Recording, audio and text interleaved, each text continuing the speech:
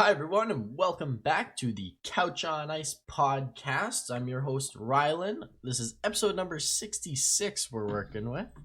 Got some interesting stuff to talk about. We got a new GM in office. We got lots and lots of games I'm sure to talk about. Some all-star snubs and just mess around with the all-star game a little bit. And some segments you always like to see. But before we get into hockey news, I'll throw it over to the boys. I'll throw it over to you, Jordan. How's it going today? Oh, not too bad, buddy. So you're starting to get packed up and ready to head back soon, aren't you? It's almost ready to come back to the cold. Starting to put everything in order. When do you come back? The 4th. 4th? Okay, so still got a while. Yeah, still a couple weeks. So. But 2 more weeks and before you come back to the freezing ass cold, boring, flat, no name Saskatchewan. Not excited. No. What'd you get up to though? Yesterday. Just did some shopping. Just some shopping? Yep. Anything interesting? Shopping? Groceries, man. Just needed to get some groceries. We went to Costco, which was pretty sweet. I always love going to Costco.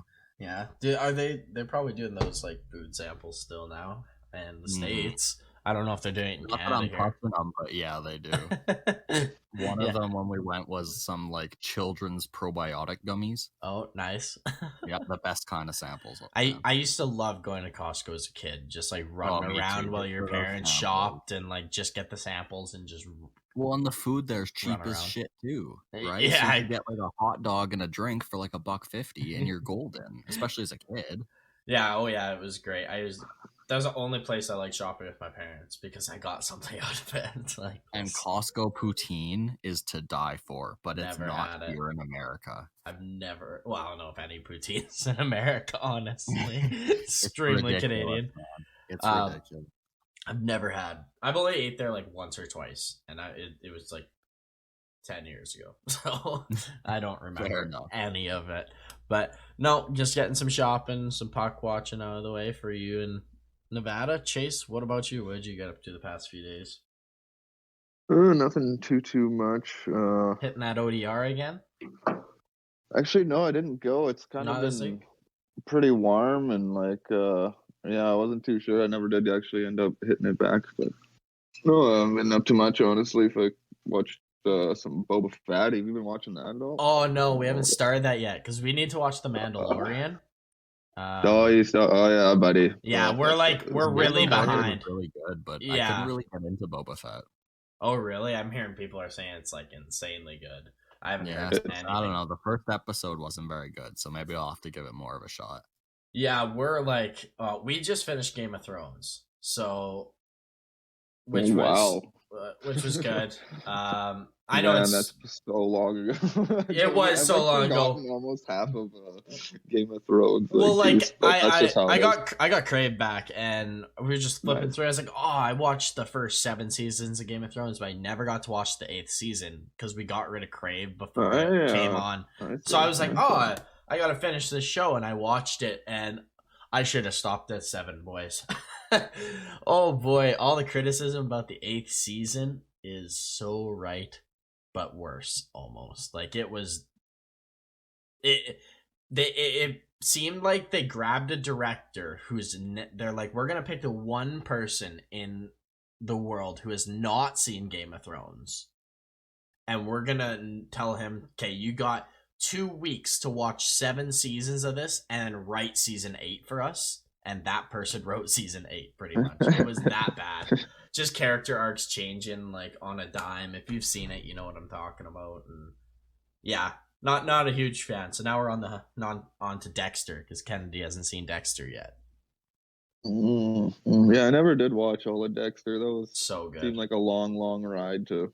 It's awesome. Hop down, and I don't like to think about murdering people that much. So I love that show. I think it's just so interesting. But no, that's what we're working on. Eventually we'll get on to those Star Wars ones. Yeah, old Bubba, man, it's so sick. Say again, Jordan. Mando was I was just saying the Mandalorian was fucking wicked, so that's definitely a good one to start. Oh yeah.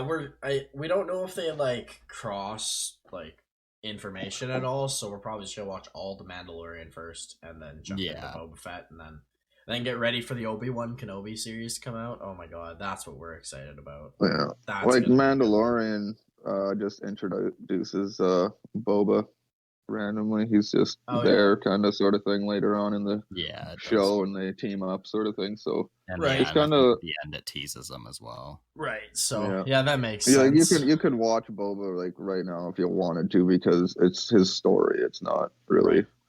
Yeah, the Mandalorian just kind of gives you a taste, and it's a little more badass. Yeah. Fair enough.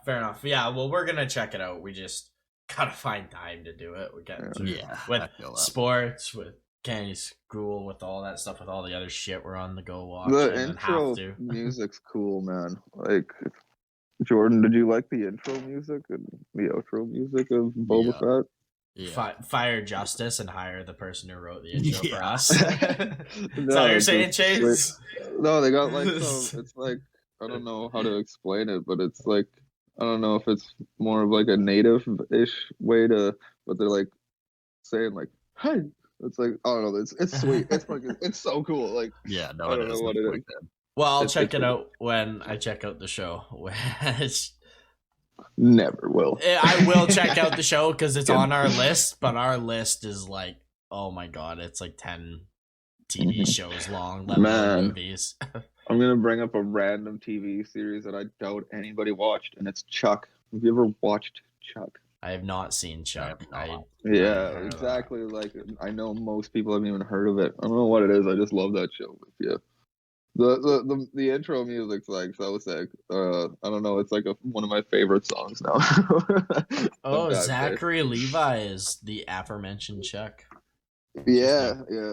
It's pretty good TV series. It's not like nothing like super amazing, but it's interesting and it's a cool idea. But I just thought I'd bring it up because it's so unknown from what I know. Right. I've definitely seen this like on Netflix or like a streaming site of some sort or whatever, but I've never like actually watched the show. See, like that's the thing. I picture the front cover, but that's it. Yeah. So it is one of those shows that are very easily missed, and it's like so many seasons, so I can understand why. It's an old show. Started in 2007, so pretty old. Sweet. Old for nowadays. But should we jump into some puck, boys, instead of turning this into a TV show rating podcast or whatever?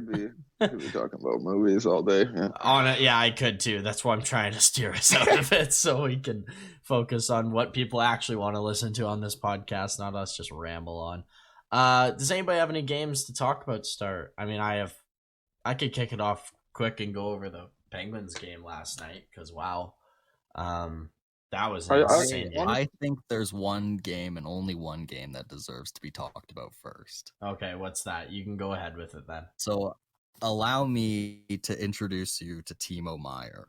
Oh yeah, yeah, I figured you were gonna bring up the Kings Sharks game. Yeah, it deserves to be brought up. So for sure, if you haven't heard for whatever reason, Timo Meier bagged 5 fucking goals in 2 periods against the fucking Kings. That's insane. Yeah, and like the stat they brought up just blew me away. There's, I think the 5 people in the last 25 years since 2000, the year 2000, that have scored 5 goals or 4 goals. Yeah, not one of them's Canadian. They're all European. The last Zibanejad?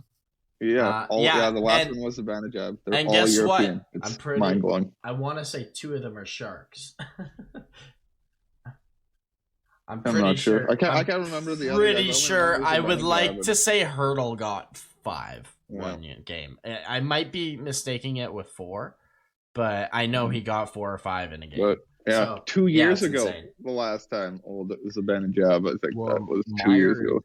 Meier is the first in Sharks franchise history. Okay, so it would have been 4 for Hurdle back when it happened, but that's insane. 5 goals. Another really shocking stat.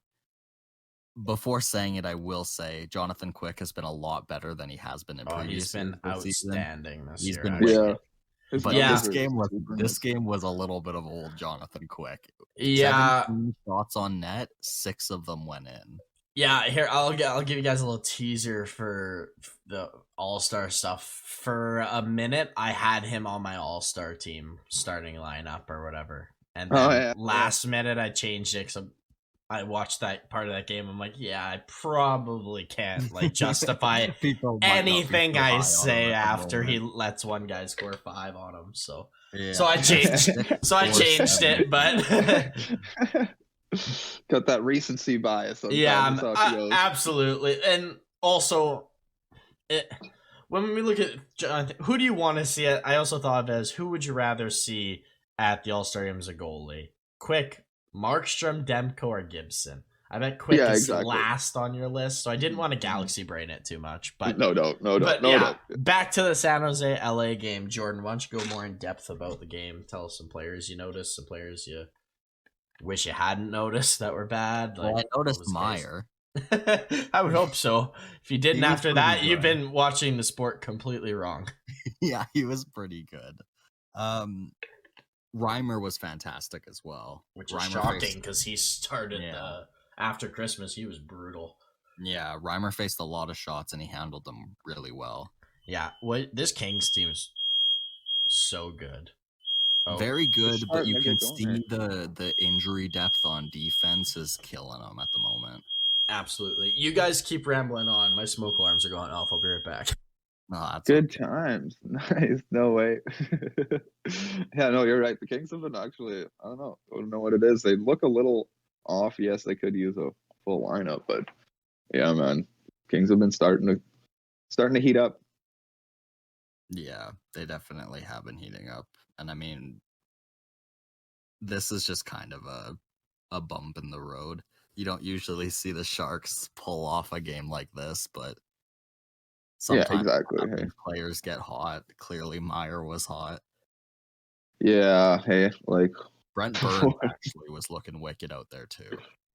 Yeah, I was gonna say, but Brent Burns and even Erik Karlsson's been kind of all right. Well, it's hard to say, man. Like, geez, they're actually getting points and doing things. Karlsson's passing this season has been on another level. Like, it reminds me of the old kind of Karlsson where he was like whipping the puck in front of the net for people. Did you see that one pass he made against Pittsburgh? I think it was the game before, where he just like no look past it right across the offensive zone to that guy. Just tipped it. Oh, nasty! Like, wow, Karlsson. It was exactly. Hey, wow. Sorry, boys, I'm back. No, sorry to dip out like that. Oh my god! Thought my house was on fire for a second. Jesus Christ! Run downstairs. I never did look at all the actual scoring in that San Jose game. Hurdle got an assist on like every goal, other than like one. The first goal, other than that, he like assisted every one. Other than Meyer had an unassisted assist, unassisted goal. Yeah, no, that's madness, man. It is madness. Nice to see San Jose be a team. Yeah, they're actually playing properly. Yeah, right. This is what you expect from them. High flying, lots of goals. Yeah, absolutely. Cool, yeah. Still can't defend. But LA 4-game winning streak. Like, yeah, LA beat Pittsburgh a couple days ago too. Yeah, we were just talking about that Karlsson pass. Oh yeah, it was good. That was sweet, man. That was beautiful. Yeah. He's had a really good offensive year. San Jose is just they can't defend. Is their issue? They let in so many goals typically. So many goals. They got the offensive punch. And then LA, they've been on fire lately. Past like month. Just constantly just getting results. And it's been since Drew Doughty came back. He's like he's that key to that defense, man. Like, I like their defense. I like some of their young options, but like today, without Doughty, that LA defense is kind of screwed. Yeah, no, you can tell the difference when he's on the ice and he's not. Yeah, absolutely. And Quick having a good season because of Cal Peterson's down season, which obviously you hate to see as a Kings insanely fan. Key to this year right now. Like, man, that was scary at the start. It was. They were playing good hockey the whole time. It's just... Yeah. Thank God Quick decided to show up, at least for this first half of the season, because And he's been stellar. Like his numbers, you look at his numbers, like a 9.23, and like he has crap, the best. Like your old numbers. He has the best stats actually as a starting goaltender in the Pacific. Looking at it, like I just mentioned, when he brought up names that could win the Vezina before. So exactly. No, this LA team's so awesome. 13-8-2 at home, so that's pretty cool. Getting it done at home, that's always good. Oh yeah, always good. But yeah, moving off of that game, I'm gonna quickly jump in. Talk about last night's game, because I could talk about the Kings Penguins, but they just we were bad and they outworked us completely. So not gonna say much on that. Jari's looked a little shaky lately, but especially last night in the first period, as Vegas scored 3 goals in 6 minutes, and I was like, oh boy, am I gonna stay up yet again for a game that doesn't matter? A third time like this week almost. I guess we beat the Sharks, but no. Anyways, second period we came out and flying, and we come back and we beat them 5-3. I loved it. I was so happy. Like, it felt so good to like come back on 3. Like, I can't imagine how. I know how Vegas fans probably feel because I've watched enough Leaf fans go through it that it sucks. But yeah, this Penguins seems legit, man. Yeah, legit. So is Vegas. Like genuine contenders. Yeah, so is Vegas. Vegas looks we knew Vegas was legit. Vegas's issue. The more and more I watch their team, Vegas's issue is between their ears.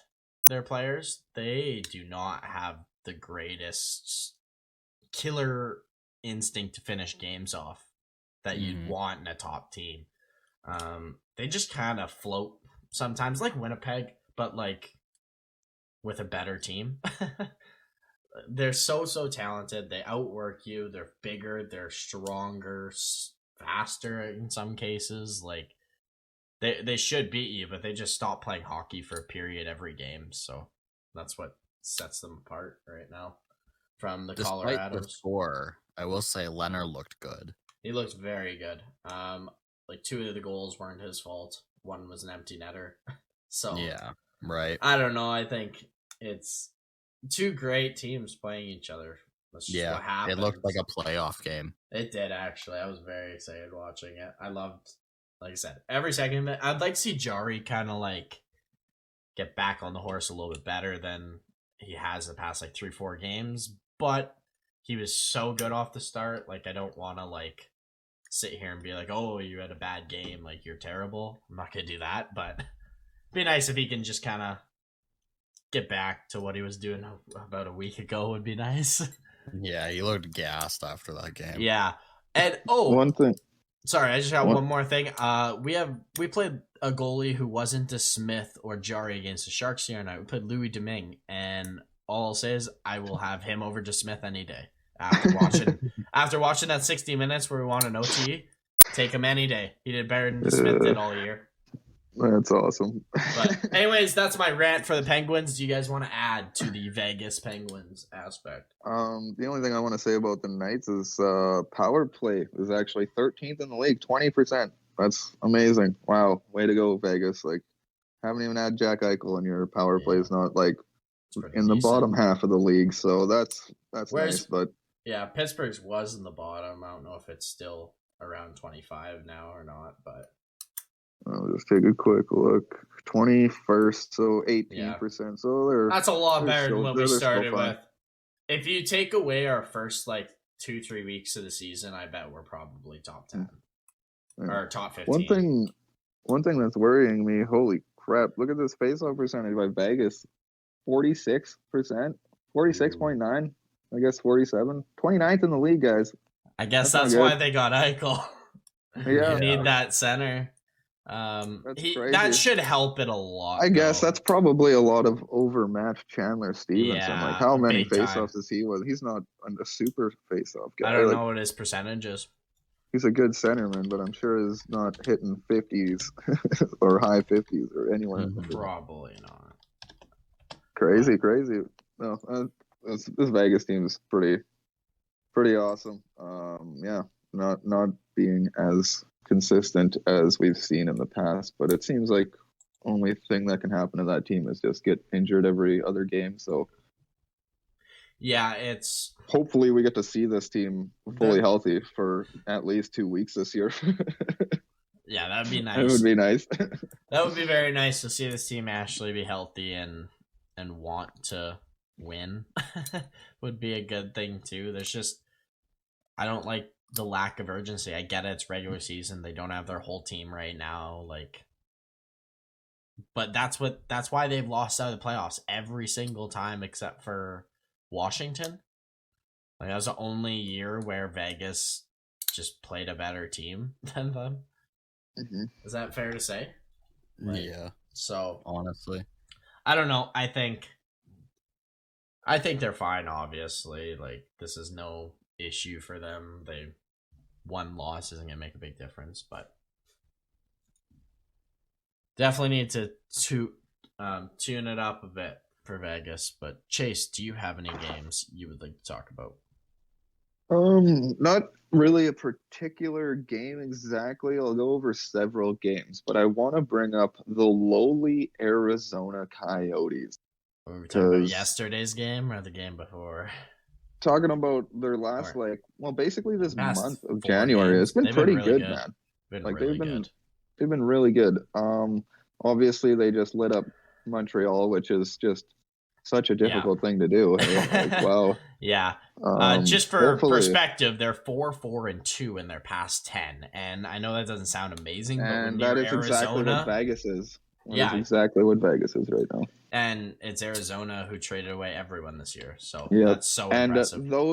And some of these games, we're talking 2 games against Colorado, we're talking a game against Toronto, Nashville, Winnipeg, dude. Like, these are good teams. Some pretty decent teams there. They lost against Winnipeg by 2.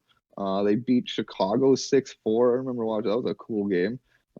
Nice to see them actually score. Like, I wonder how many times they've even scored that many goals, man. Like, they scored 5 against Montreal. So, well, it's funny you say that because I was just looking at their goals for, and they're actually not last in the NHL.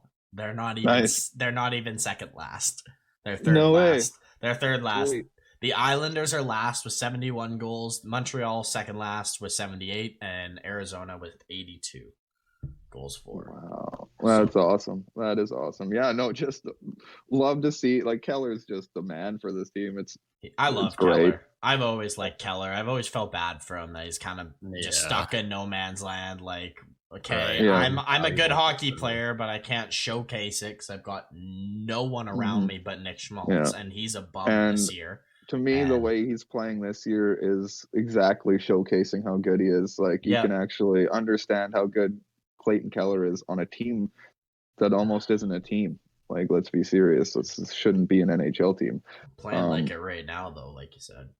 Yeah, exactly. Hey, Ghost. I guess Kessel's been kind of coming back a little bit, but yeah, back to the Colorado, beating Colorado or not beating Colorado. At least almost beating Colorado in a shootout. Like, that's just awesome. Taking him to a shootout in the second game, but like, what else do you do? Like, honestly, it's Colorado. They completely annihilate. You're also Arizona. Like, you're going up against like Montreal, crossing your fingers. Mm-hmm. So, like, and pulling off a 2-1 win on Toronto. I think that was the Vejmelka night. That was the Vejmelka making 45 saves to shut them out. And give that guy the right timing, hey, and he's like the best goalie in the league. I really like him. Like, I actually really like Vejmelka, and like, I'm gonna say this until it happens. Yet another goalie I would take over DeSmith. Like, just based on what I've seen, based on what I'm seeing and everything, like, he's good enough to be a everyday backup.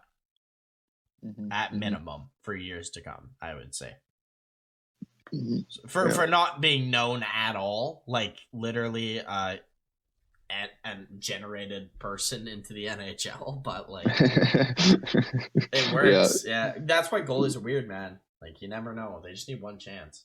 Yeah, no, real interested in this Zona team coming now in the next month or 2 here, because we've got a trade deadline coming, and I want to know if they're going to slide a guy like Johan Larsson and all of these small pieces.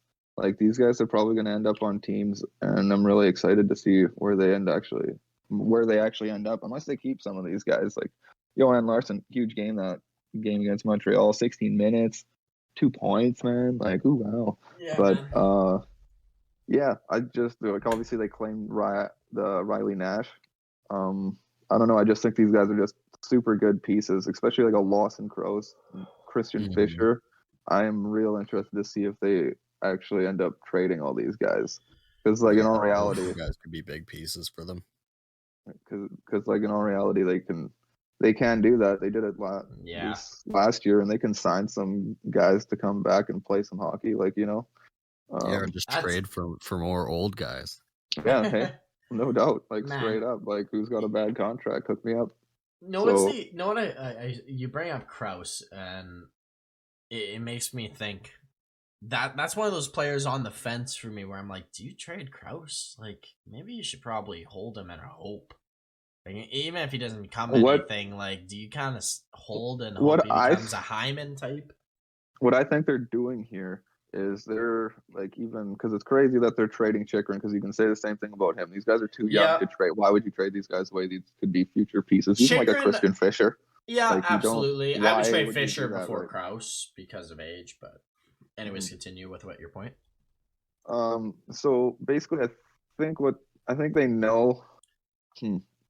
My thing is with Kraus is he's untapped potential right now, Kraus. And whereas Chychrun is not. We know what Chychrun is. Chychrun is a top 4, number 2 D-man at minimum. It's the amount you can trade, you can get back. It's the insane amount that you can get for value out of these guys right now. And if you can out of Lawson Crouse, you obviously should probably take it.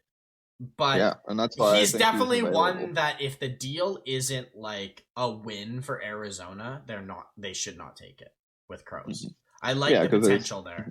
Because there's no real reason to do it, like we're saying. But I think the reason they're looking and actually probably going to make some of these moves is just simply because they want to get a Shane Wright. They want to make sure they have these actual pieces on their team before they start thinking about being a great team. Like you can, like with the amount of picks they have, they can probably find somebody who's pretty good when it comes to Chychrun. They should find 2 guys. Like based on their top picks. They're looking for Shane Wright. They're looking for somebody actually epic. They want that to get people to come to this team. And once you can build that foundation of a bunch of superstars or a couple like real amazing players coming up in the next 2 or 3 years, then you start actually making moves for players. You're going to have so many prospects and stuff. Just trade for a guy. Like I think it can be quickly flipped over. Like, yeah, you're going to be doing a lot of trading, and yes, like it'll be Keller, and like maybe Nick Schmaltz left on this team. I don't see Nick Schmaltz making it that far on this team. The only reason I say that is because like who's trading for him at this time? Like I don't know. Not now. I don't think he'll get traded today. But give me 2-3 seasons and Nick Schmaltz will. True that. No doubt. Like it might be Keller. Might be the only guy on this team that's actually gets through all this stuff. And some of these younger D-men. But yeah, and I just look at Kraus. Like Kraus would be bringing it back. That's the guy. Unless you can get a 100%, that is a win. Like clean cut, easy trade. You don't do it. Because he is everything every team wants in a playoff player based on his stature and how he plays the game. He likes to go in the corners for pucks. He's 6'4", he's 220. He's 24 years old who hasn't really gotten a fair shake on a real hockey team. Once Arizona starts becoming that, you never know. And yeah, no, it's just a question I had because that's such a... It's like the San Jose. If you're going to trade Hurdle and trade players away, is Meyer too young or is he old enough that you move on? You just got to figure that out with how long your rebuild's going to be. Yeah. The old guessing game. Yeah, exactly. So you guys got... If you got plans for him, then keep him, but you can get something decent. I agree. Is there any other teams or games specifically you wanted to bring up? Not really. I don't even know what to bring up, honestly. No.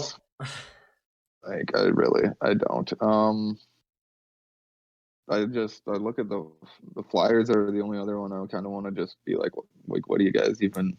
Yeah, Do you guys play your games? I'm kind of Or done with them. like um, exactly? We said we're done with them. Quite like I a said, while they're ago. dropping off a cliff.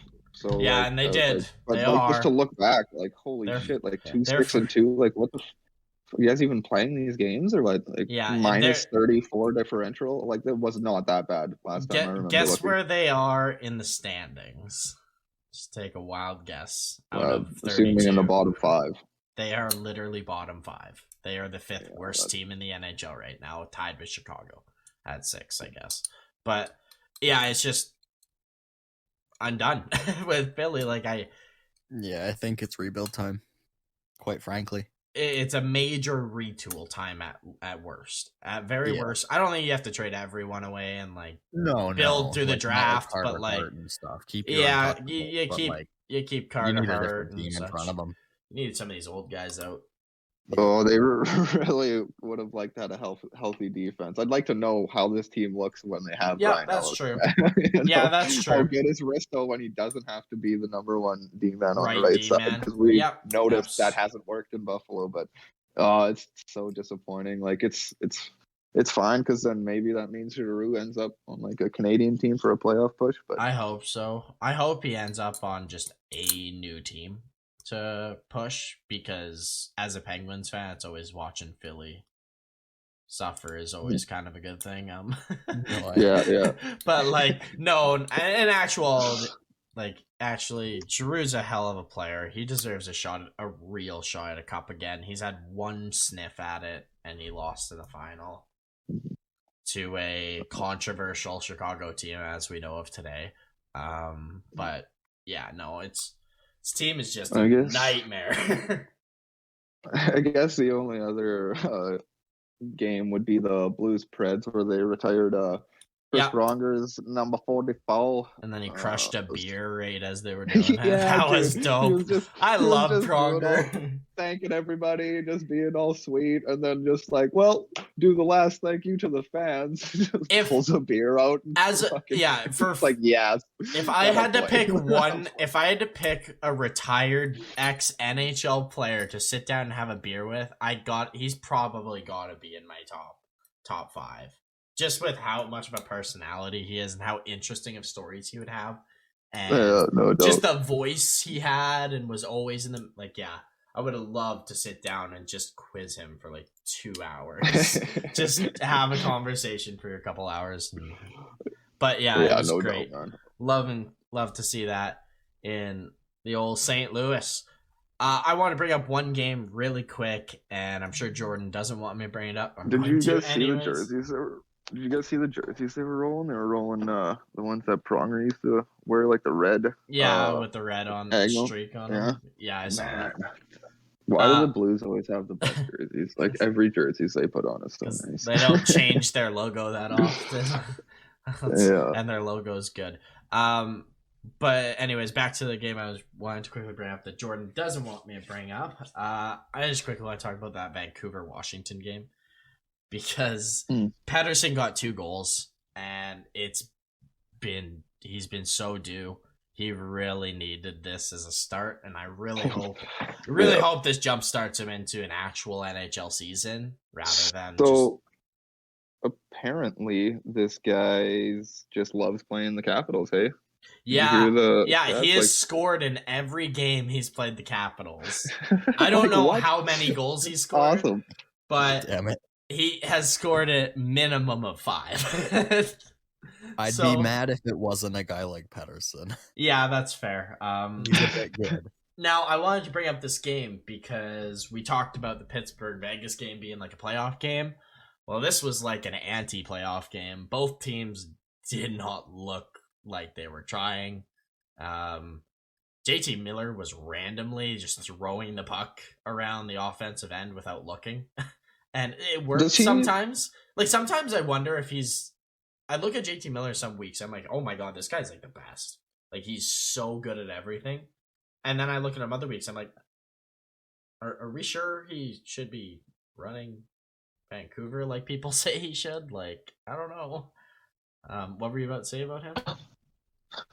It's just simply he gets frustrated. I think he plays Yeah. frustrated. Yeah, Is I that think what it so. is? Because I think I he's think just mad, so. and then that's just I how you wonder throw if he's yourself off. I wonder if he's a very sensitive player. In the sense of, and I don't mean that in the like, oh, he's gonna get whacked on the ankle and then flip out, but like he wears his heart on his sleeve very much. His emotions, you can tell how he plays Yeah. hockey So based then his emotions, like you're saying.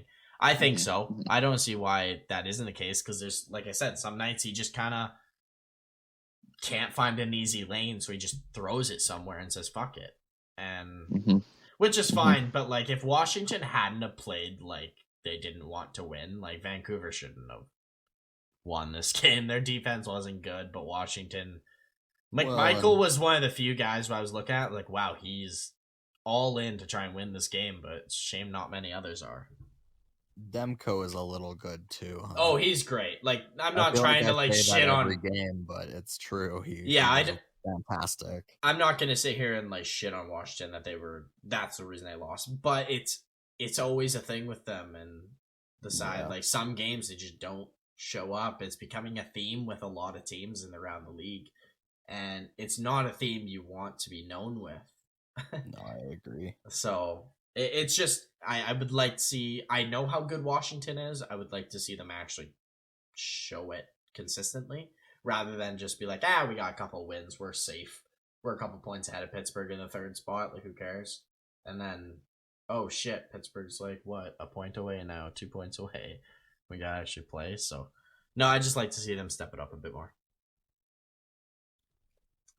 Yeah, no, I agree. So, anyways, that is the games I got for us to discuss for this week. Shall we get into our next segment, Future Watch, Chase? I wanted to quickly bring one thing up that literally just happened minutes ago. What's that? Montreal has named their general manager. I already have that down, buddy. Don't worry. Yeah, I have all that info down before. We'll get into that in a second. All right, fair enough. Yeah, nope. That was announced a little bit earlier, right before the pod. So, but yeah, that was announced this morning. So we will get into that. I just want to quickly do Future Watch first, and then I'll jump into the Montreal stuff. So Chase, good. I will throw it to you. You can start Future Watch since this is your segment. Okay. Well, geez, boys, where do we want to go? I'm gonna look at some schedules right now. I'll try just look at two teams' schedules. Upcoming, we'll go to the Pacific Division since it's kind of a theme today. Oilers schedule and the Flames schedule. I just kind of want to bring up some games they got to play in the next little bit because obviously, these are big games coming up. This is going to be quite the trek for a lot of these Canadian teams and these teams that have been had so many days off. I think it's the West is going to have a tough time this year. No doubt. Yeah. So not fun. I'll start with the Oilers. The Oilers still have to do the Florida road trip at the end of February. So that's fun. Gonna be fun. So that's obviously the Panthers, Lightning, and Hurricanes. If you don't know that beautiful trip that everybody loses 3 games straight on. Yeah, the new California trip. It's the new Cali trip, baby. It is. God, it is scary. They play the Panthers at home on Thursday, so that's in a few days here on the 20th. The way Panthers are going, they're fucked. Yeah, exactly. So Panthers average 6 goals a game this year. By the way, basically trying to just let you know that you're going to probably get losses out of these games. I'm breaking.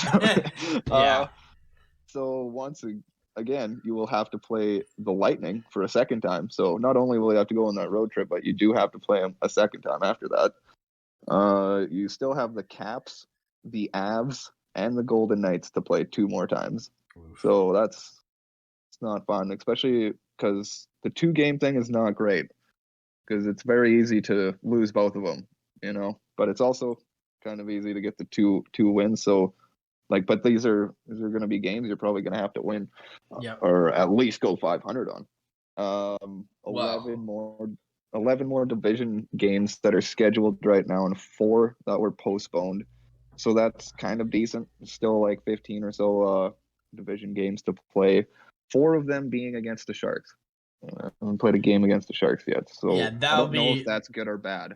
The Sharks I'd are say that's either good. or bad. Well, let's put it this way: I would it's rather good, play the Sharks that many times than the Golden Knights that many times, than the Ducks that many times, than frankly the Flames that many times. Like, there's a couple teams that you're like, oh, I just do not want to play that team.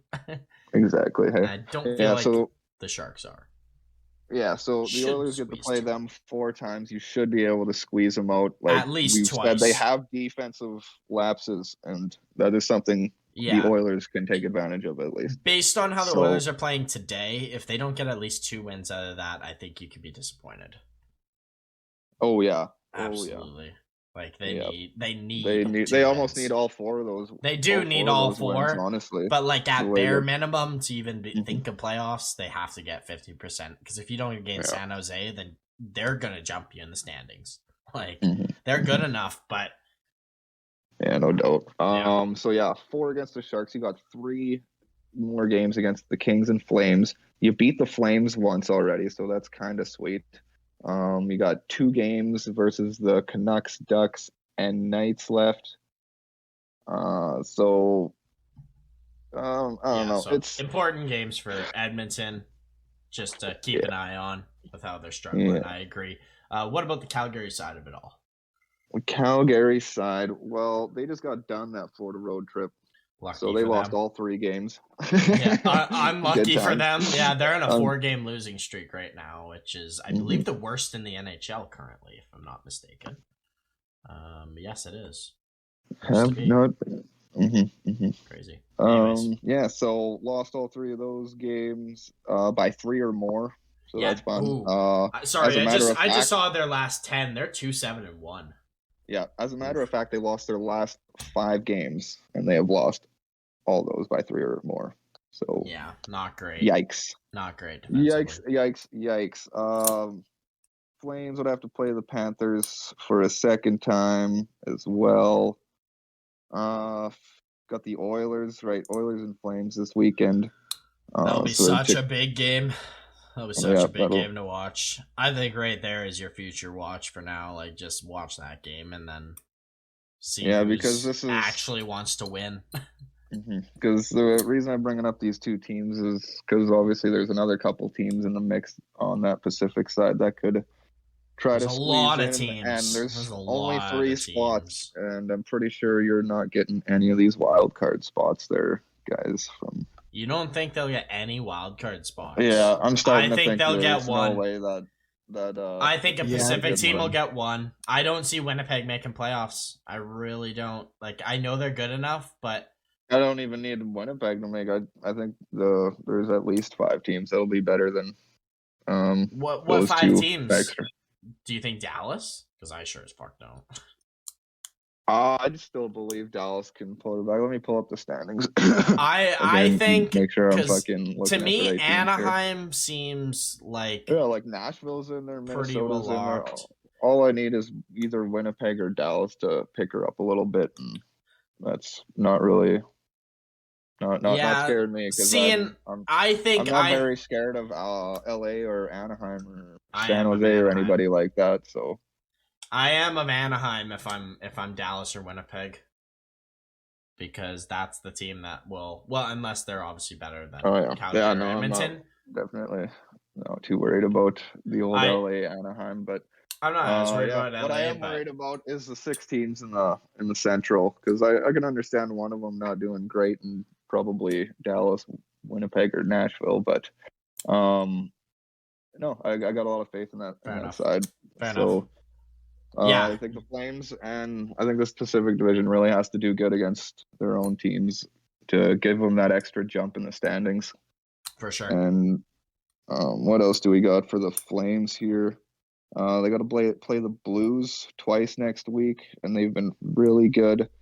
You have a third game to play against the Blues in April, so you have a third game to play against them. Yeah, so lots of games for, I'd say, these 2 teams to make sketchy up. Games. There's another 3 games against the Avs. They play 3 games against the Avs in March. That'll be rough. That'll be rough. But hopefully you're in a playoff spot by then. Yeah. But yeah, no, I understand what you're trying to say The here. positive. Like Edmonton and Calgary, like for a minute there, we're like, okay, calm down. We're starting to get to the point. I would assume you guys are. I'm starting to get to the point with Edmonton where I'm like, hey, you need to actually start getting your head out of your ass. Like, there's only so much I can defend you until you need to actually just win. So with Edmonton, 100% agree. Both teams kind of need to get their head out of their ass, get their game straightened out if they want to be a playoff team. Now, piggybacking off of you with the Canadian theme, we've been doing that a lot the past 2 podcasts here. I'm going to use my future watch to go to the eastern side of Canada and go to Quebec and Montreal and future watch for them as they are about to get Shane Wright this year. It seems just written in the stars. Then again, I also thought Lafreniere was going to be a Hab. And so I think they're going to win the Shane Wright draft. I think it helps the NHL if the Habs get the first overall pick. They get more money. Not that I think they'll obviously like rig it. Not saying that. I'm future watching that because this team sucks. This Habs team is awful. And Carey Price just announced that he is gone for an longer extended period of time as he's restarting his knee rehab and remains out indefinitely. So it's basically restarting from scratch this season today. I don't see him coming back, honestly, this year. I wouldn't be surprised if Carey Price is done for the season. I don't know what you guys think about that. Yeah, but the season, let alone his career, unfortunately. Yeah, even his career. We could talk about his career in the offseason, more or less. But like to start with, it's the season, I think, is over. They've been just hit with injuries, COVID, and everything, like everyone, but their team isn't deep enough to handle that, and we're seeing that. So, no, I just wanted to bring up how they're probably going to get Shane Wright, and the NHL is going to be doing dances and in their offices because of how much money that'll get the NHL. So yeah, well, hopefully that lottery ball bounces their way.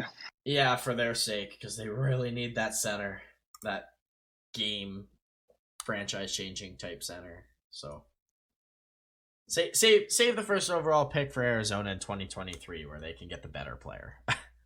So that's my future watch. The Habs just continuing to suck and get the first overall pick. What about you, Jordan? What is your future watch? My future watch is going in a very different direction. I think Alex Ovechkin is going to win the Hart this year. Ooh, interesting. That's my future watch. Interesting. I like it. At the moment, at the age of 36, Ovi is on pace to have the best season of his career. He is currently on pace for a 114-point season. Wow. His career high is 112, which was set in 07-08. Yeah, he's got the most goals, tied for most goals. He's second in points. He's tied for first in points. If Ovi doesn't slow down, I agree. I'm on yours. I give Ovi the Hart. It's the last one he'll ever win. He deserves it because no one at this age has ever done it. Yeah, I know Leon and McDavid are just the best, but like, come on. Yeah, but they're in their athletic primes. Exactly. Yeah, this is a guy who is 36 years old putting up these numbers. Yeah, no, a career high for the best goal scorer of all time. I'm willing to say, yeah, I agree. If he continues, like I said earlier, if Washington gets their head out of their ass, I agree. Because they kind of need to smarten up a little bit here and there. But no, good call. Good call with that. I didn't realize how many points he had. I thought he was like down at like 10, 15 for points. Not 2. No, it's the season he's currently having is absolutely bonkers. Oh yeah, I've known he's had an unreal goal season, but like I've never thought in a million years I'd see him have 28 assists at this point in the season. Yeah, dude, he's somehow been able to keep this up. Like it was like that a month ago, but like geez, never thought that it would actually still be like Yeah, that. More like a exactly. month and a half. Like, it's awesome that he's actually keeping it up. But no, I like that idea of him getting the Hart because he's definitely the most valuable to his team right now. For sure. Just been unbelievable for. Like, well, he no Backstrom. We at the start talk of the year. about. I know Kuzi's been pretty amazing, but you can just tell the guy's the engine for the team this year. He's been the engine for the team for their whole franchise existence. Like the same way that Crosby kind of saved Pittsburgh, like Washington was saved by Ovi in a way. They were bad for so long. So yeah, long. just saying he's right, both of them. I'm just trying to say he's more of the engine this year, like just no, I'm not disagreeing. I'm just maximum, you know. I'm adding to the fact saying that he's not only been that this year, but he's been their kind of heartbeat as a franchise and will continue that. Oh, God knows for how many more years, honestly, just as the legacy. I was just adding to a point of how important he's been to this franchise and how they've helped each other. So, let's move off of Future Watch though. So, and get into some important news, I guess we can call this. Let's jump back over to Montreal and talk about the GM hire that Jordan mentioned as Canadians hire Kent Hughes as GM. He is a former agent of the past 25 years in the NHL, has had clients like Bergeron, Letang. His first ever client was Vincent Lecavalier. So a little bit of an outside. Also Darnell Nurse's agent. Yeah, he's also Darnell Nurse's agent, or was. Yeah, I guess was. And yeah, so he's been around the league for a long time, but very much outside the box choice for GM by the Canadians. I thought this was either going to Darche or Briere. I really did. Like one of those two seemed like prime to take it. Hughes is from Montreal, like he grew up there, and he's bilingual as well. Yeah, he's francophone like they need. Well, no matter who the GM would be, he's francophone. So, but yeah, just an interesting choice. Do you guys have any thoughts on it? I mean, I think they're in a position where they can make a choice like this and not have it be detrimental if it doesn't work out. Absolutely. I'm intrigued. I mean, I don't know enough about this guy. I don't know how often I've seen a long time agent become a GM. I don't know if I've ever seen that jump be made. Like maybe like agent to like hockey ops to this to assistant GM to like work your way, but like straight from the agency to GM of an NHL franchise is pretty crazy. So I'm intrigued. He's got two sons, one who's draft eligible this year named Jack Hughes, funny enough, and no relation to the Devils' Jack Hughes at all. And he's got another son, Riley Hughes, who is a Rangers prospect. So interesting enough, he's got some skin in the league, and he's been in it for, like I said, 25 years. Montreal, like Jordan said, can make this risk, and we'll have to wait and see. That's all I'll say. Hey? Could be a good one, could be horrible. Who knows? Yeah, absolutely. Moving over to the Dallas Stars quickly, we got an increasing effort to trade Klingberg, is what their GM came out and said. And I have a couple destinations that I wrote down here. This is from The Score, the sporting app that you follow all your statistics on. They listed 5 teams, so I'm gonna run them by you guys, and you guys let me know which one you like the best, and for Klingberg's sake, and so on and so forth, right? So first, we got Carolina Hurricanes. We got the Boston Bruins, the Toronto Maple Leafs, the Florida Panthers, and the Tampa Bay Lightning. Those are the 5 teams that The Score think are best destinations for Klingberg. Which one do you think is the best, or if an off-the-board choice? I'm going to say which one I think is the least. Okay. Why Tampa Bay? Because they're cup contender. If they can make the cap work, why not? They technically don't really have a great right side. Yeah, they don't. Like it's Jan Ruda, Chernak, and Bogosian. I guess he would be the right. I always think of Klingberg as a left, but he can play the right. He is a right. He's right-handed. He plays the right. Yeah. So Fair enough then. I was thinking of him on the left there, which made no sense to me. But yeah, on the right, that would be disgusting. So. Yeah, every team here I like. To me, Carolina seems like the most obvious choice in my eyes. I look at that team, I'm like, yeah, they're gonna get Klingberg on a discount somehow, and like I that. see them This is for like why a they rental. lost Doughty. Yeah, I see them extending him too, unless he wants. If it's under about 6.5, he'll sign with Carolina. If it's over that, then he won't. I don't, obviously, but I don't know. I see Klingberg fitting in that system perfectly, and everything going so well for the player, for the team. Just seems like a fit. A good No, fit. definitely. And to They replace love their, Dougie, they like love it, their Europeans over yeah. there. That's for sure, man. So no, I do like them for Klingberg the most, especially for just even a rental. Future wise, they should be able to sign him. They got that $6 million Kotkaniemi, $5 million of Niederreiter, Trocheck at like basically $5 million. I guess that's about it. That's all that's coming off. Other than I guess got to deal with paying Bear. I don't know how much more money Bear is going to need. It'll be under 4 probably, unless it's long term.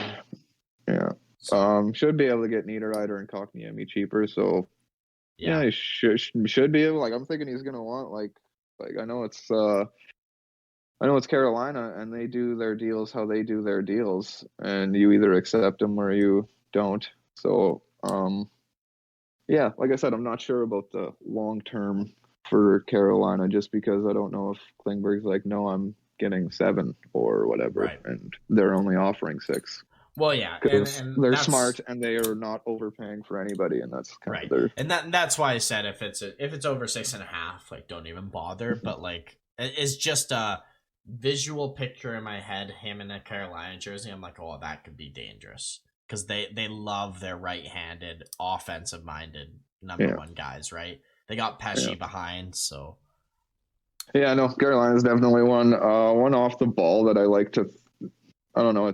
It is weird and it doesn't really make too much sense, but I kind of want to see Klingberg on this Colorado team because of how dynamic this team is. Right. I feel like he could just slide in. Like, why not have somebody who can just play with all these forwards and stuff like that? Like, it's not going to make you worse. Basically, just because of Byram. Like, we're not sure what's going to go on with Byram here. Is he going to he's back be able playing to play now? So. He's been playing. Is he back again? Because he did not play the last game or the last. That Byram? Yeah, Byram's been playing here. He took a leave. No, he's on a leave right now. I just saw him play the other day. Like but I'm saying after that he's on a leave now. Okay, well it doesn't say that anywhere here, but he's here and there coming back. Yeah, he had that concussion thing again, man. It's coming up. He had to take a leave. Hasn't played the last 4 games. He just I don't know when he'll be back because he's been saying it's really bad. So that's the only reason I kind of bring up Klingberg is because if you can play Byram and he can bring that type of offense, I don't see why you can't squeeze Klingberg in there and he can work out, and that gives you a Makar, Klingberg, and Eric Johnson. But they would only be able to do a rental probably unless you could like make money move in other ways or trade Johnson on the other side. But long term makes no sense for Klingberg and Carolina and Colorado. Like 0 to me. They have Cale Makar as your number 1 right. You got Gerard who's your left, and Devin Taves and Byram on your 4. So even if Bowen doesn't become, and unfortunately his injury is too bad to play, you got 3 top guys. You still got Eric Johnson for a year. Definitely more. I think they need more defensive help than anything. That's why I just don't love the Klingberg there. I understand where you're coming from with the offense. Like, he's going to get so many points, but Gerard and Makar not really just about offense. Klingberg's much more than just getting points. So his primary, though, for sure, is points. So, no, that's fair. Just some talks heating up there. We'll see what happens with that. And then I got just pretty much I got 2 more things before we can jump over your injury corner, Jordan. We got the Boston Bruins. Tuukka Rask won his first game back with the Bruins against the Flyers, 3-2, and he had 25 saves. So picking up right where he left off last season. didn't look like it was bothering him. I guess you guys agree? Disagree? Comments? Yeah, no, I agree. Um, and then the LA Kings. Sorry if I mess this name up. I am awful with names, but Aisha Visram becomes the first woman serving behind an NHL bench as an athletic trainer. So that's just cool to see, and I'm actually shocked that she's the first woman serving as a trainer. I would have thought there was tons before, or maybe not tons, but I didn't think that this would have been the first, because pretty mind-blowing. Yeah, it's just kind of crazy to be the first. So that's all I got on the Kings. I just wanted to shout that out. So Jordan, you can start with your injury corner.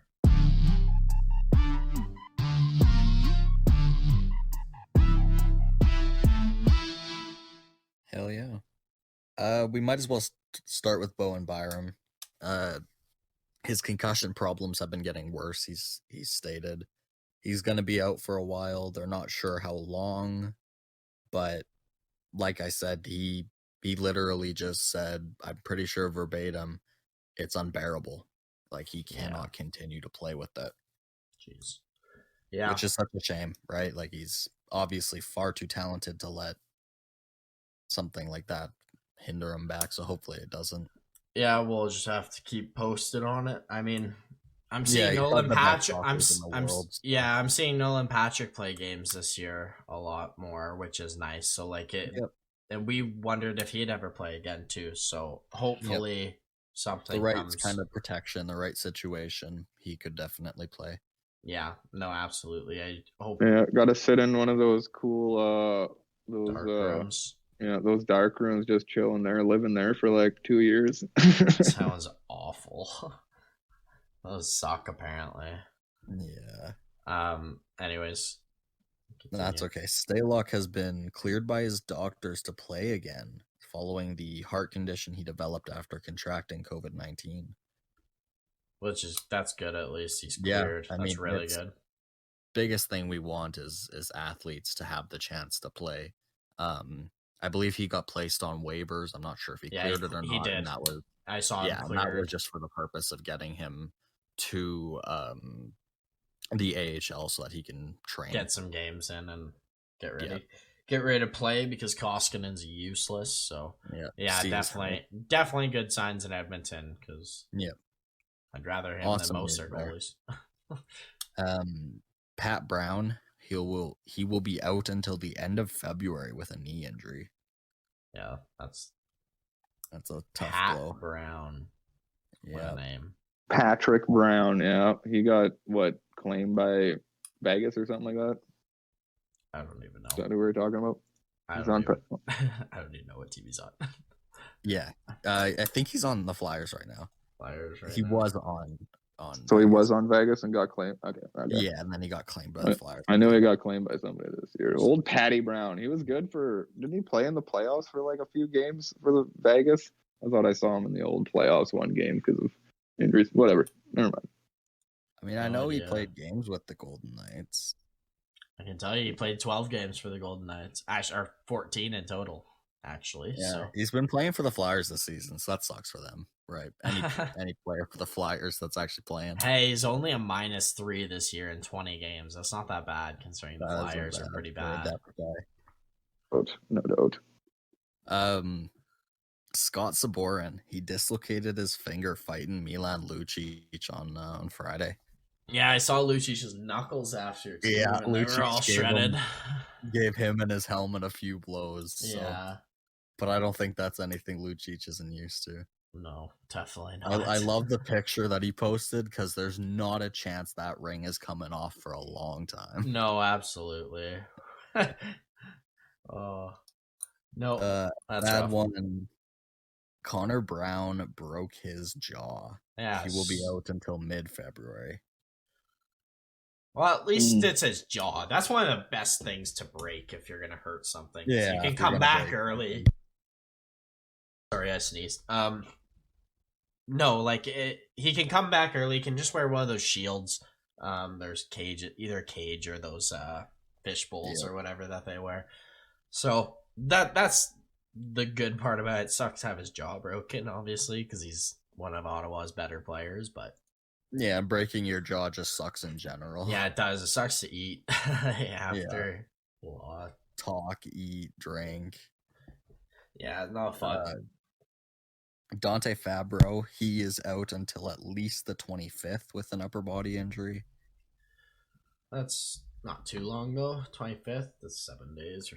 Yeah, about a week. So, yeah, not too bad. Nashville's been fucking rolling, so who gives a shit? If he misses 2 games.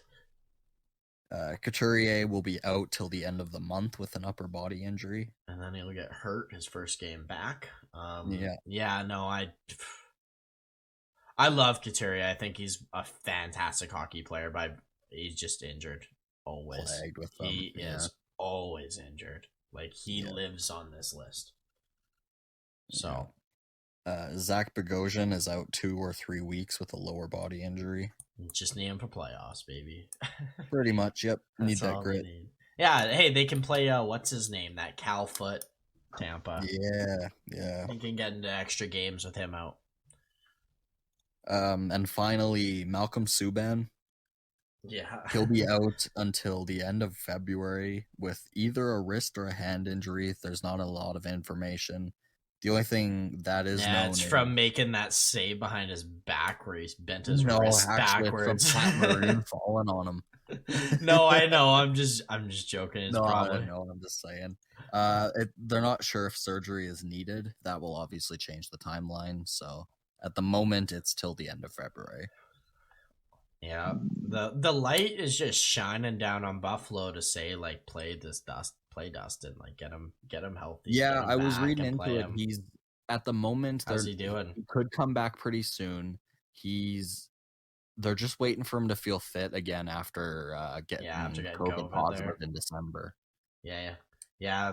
Chase saying it's rough. I hope he comes back soon and just as this starting goalie. He's the best goalie they've had this year. Right? Yeah, Kevin Adams said that there's a good shot Tokarski could be back soon, especially with their injury woes because what's his name? Fucking Subban out now. With Subban out and their European guy. Ukko-Pekka Luukkonen. Yeah. He's right. He got hurt. Right. Yeah, he's like week. Play Dell. He's week to week. I think that's what I read that like last week though. So exactly. Right. So he could be back, but who knows, right? So they could definitely use a little bit of DT time. Oh, yeah, it's rough, man. He really missed a real bad timing. Like, it's been like a month dealing with this COVID, trying to get back into shape. Yeah, that sucks because he could have definitely been playing the last couple weeks. That's for sure. Yep, for sure. Absolutely. Is that all of the injury? Yeah, that's it this week. Not too bad. This week. Yeah, that's awesome. So, and then keep a track too. If we should be getting Jack Eichel news soon. Yeah, the update we have is there's a slim chance that he plays at the end of the month. Wow, that'd be crazy. Crazy, huh? That would be awesome. That would be great. I'm so excited for Jack Eichel to come play because, like I say, that Vegas team came at us in waves yesterday, and like we managed to fight them off. But they had Eichel and Eichel Patches and stuff that reinvigorates that team, right? Oh, he made Buffalo like half competitive by himself. Well, not only that, but he's for at least a half a fire year under his ass right now because he wants to fucking perform. Yeah. Mm-hmm. Oh yeah. He wants to get back out there and he wants to light it up again. Show Buffalo what they fucked up with. Oh man, he's gonna go out there being like, "Oh, I just gotta play my game, beat everyone, and score." And then he's gonna get out there and be like, "Holy shit, they're actually in the right position. I can make a pass today." Teammates, what the hell? This is so easy when you have line mates. Yeah, you won't know what to do with a guy like Stone running around like a winning every puck battle for him and getting 2-on-1s of Patch Ready 3 times a shift. Like, yeah, it's gonna be amazing. I'm so excited. Yeah, I heard a guy on their radio just like, yeah, so I heard that like that day that he got that disc replaced, he went and had supper with his family. Like, oh, I just don't know about that. What? Yeah, like some guys just like, I just don't feel good about that, you know? Why? Oh, it's just You, uneasy, you know? you can't eat after surgery? It's like, yeah, like that's how What an not big of a idiot. deal this was, you know? Like Like, you can walk around and do things yeah. after you get this surgery that took And like they said half an that. hour. They said Yeah, it's that. just like Like, that's the something just worst doesn't feel part. right. It's like, yeah, I know science is amazing. Hey, buddy, like fucking Well, good God. if you actually read what the surgery is, it's pretty simple. When it's pushing on a nerve and then you relieve that pressure, it'll feel better. Like, that's the whole issue. His discs were pushing together and pushing on a nerve, which was It's just hurting funny him. that So, it's just funny that oh, people are still just like stupid? unsure and like, I'm not I They're don't just know, giddy. guys. They're just It's like, yeah, stupid. Oh, it's literally. like, shut up. Like, no one. Oh, it's so Yep. funny. Just That's thought I'd bring it up because no. it's I think hilarious that's that news. funny how stupid people can be, and how obvious if you just read one article about the surgery, it'll explain it all to you. Like, Yeah, it's Yeah, not like that literally difficult. 5 minutes, even less. A minute or two of research will tell you the information you need to know. Yeah, and if you read his statements, he said right after he got out of surgery and walked out, he's like, I felt better than I have in over a year. Like, he said he felt great. From his perspective, he had something pushing on a nerve in his neck, causing him pain. The doctors relieved that pressure. There is no more pain. He felt better. That was the point. Yeah, exactly. So yeah, the whole point of like not playing this whole period of time is to make sure he's back in like game shape, like and like can actually like play physical hockey. Because he hasn't been able to train properly with his neck.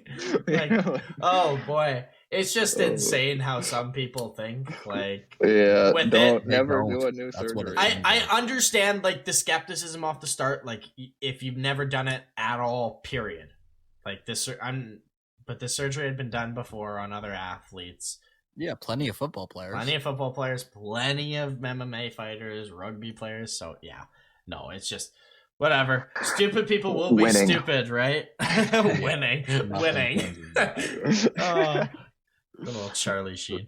Yeah, so I'm just gonna quickly. I got like maybe 2 or 3 more things to quickly rifle off here, and then we'll get into our All-Star Game segment after. If you guys have any other teams to bring up after I finish this, then go ahead.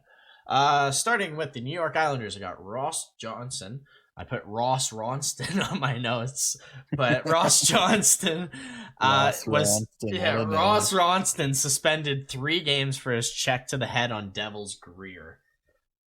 This was a couple of games. This is a while ago. This happened like days and days ago. I don't even remember what day it was, but yeah, I think 3 games was pretty fair for that hit. It was pretty clearly to the head.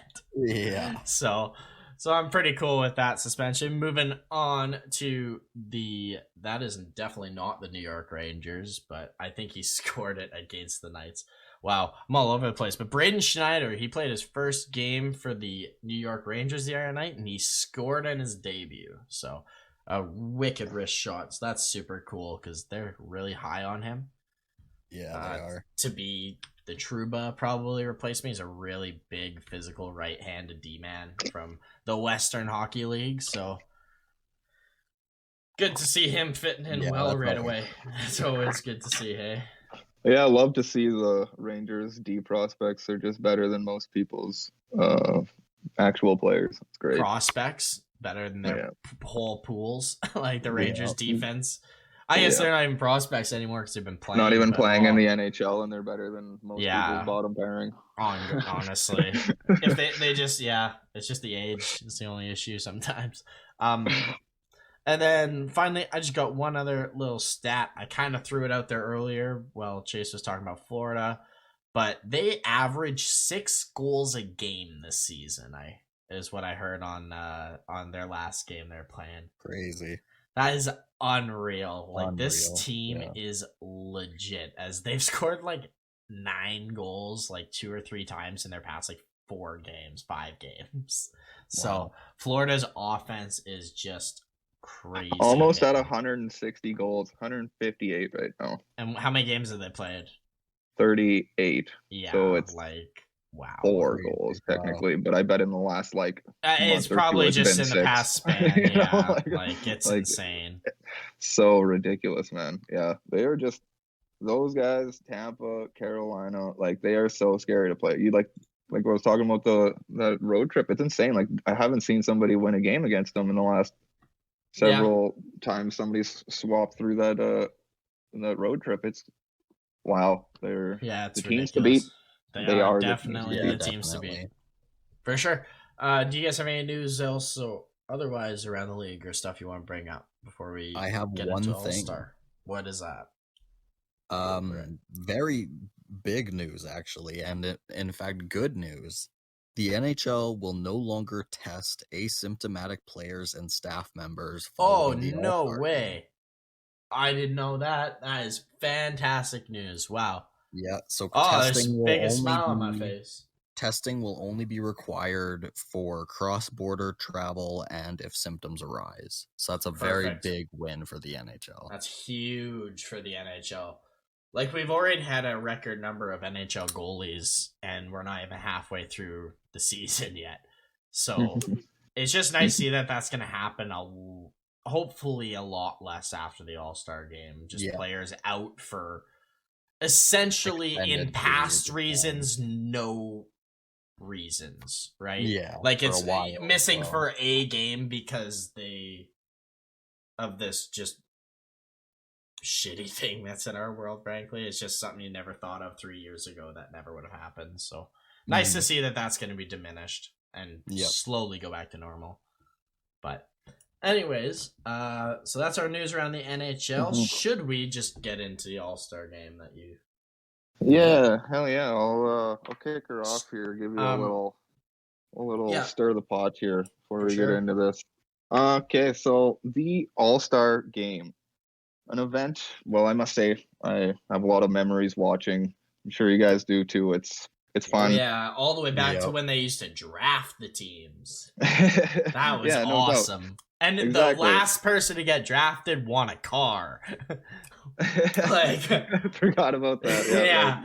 Phil Kessel and stuff. So I'm saying, it's fun, and it's what it's turned into. I remember back in the day being like, well, if this is how it's going to be, why don't we just make it a fun event? So I'm technically on the side of how this got here.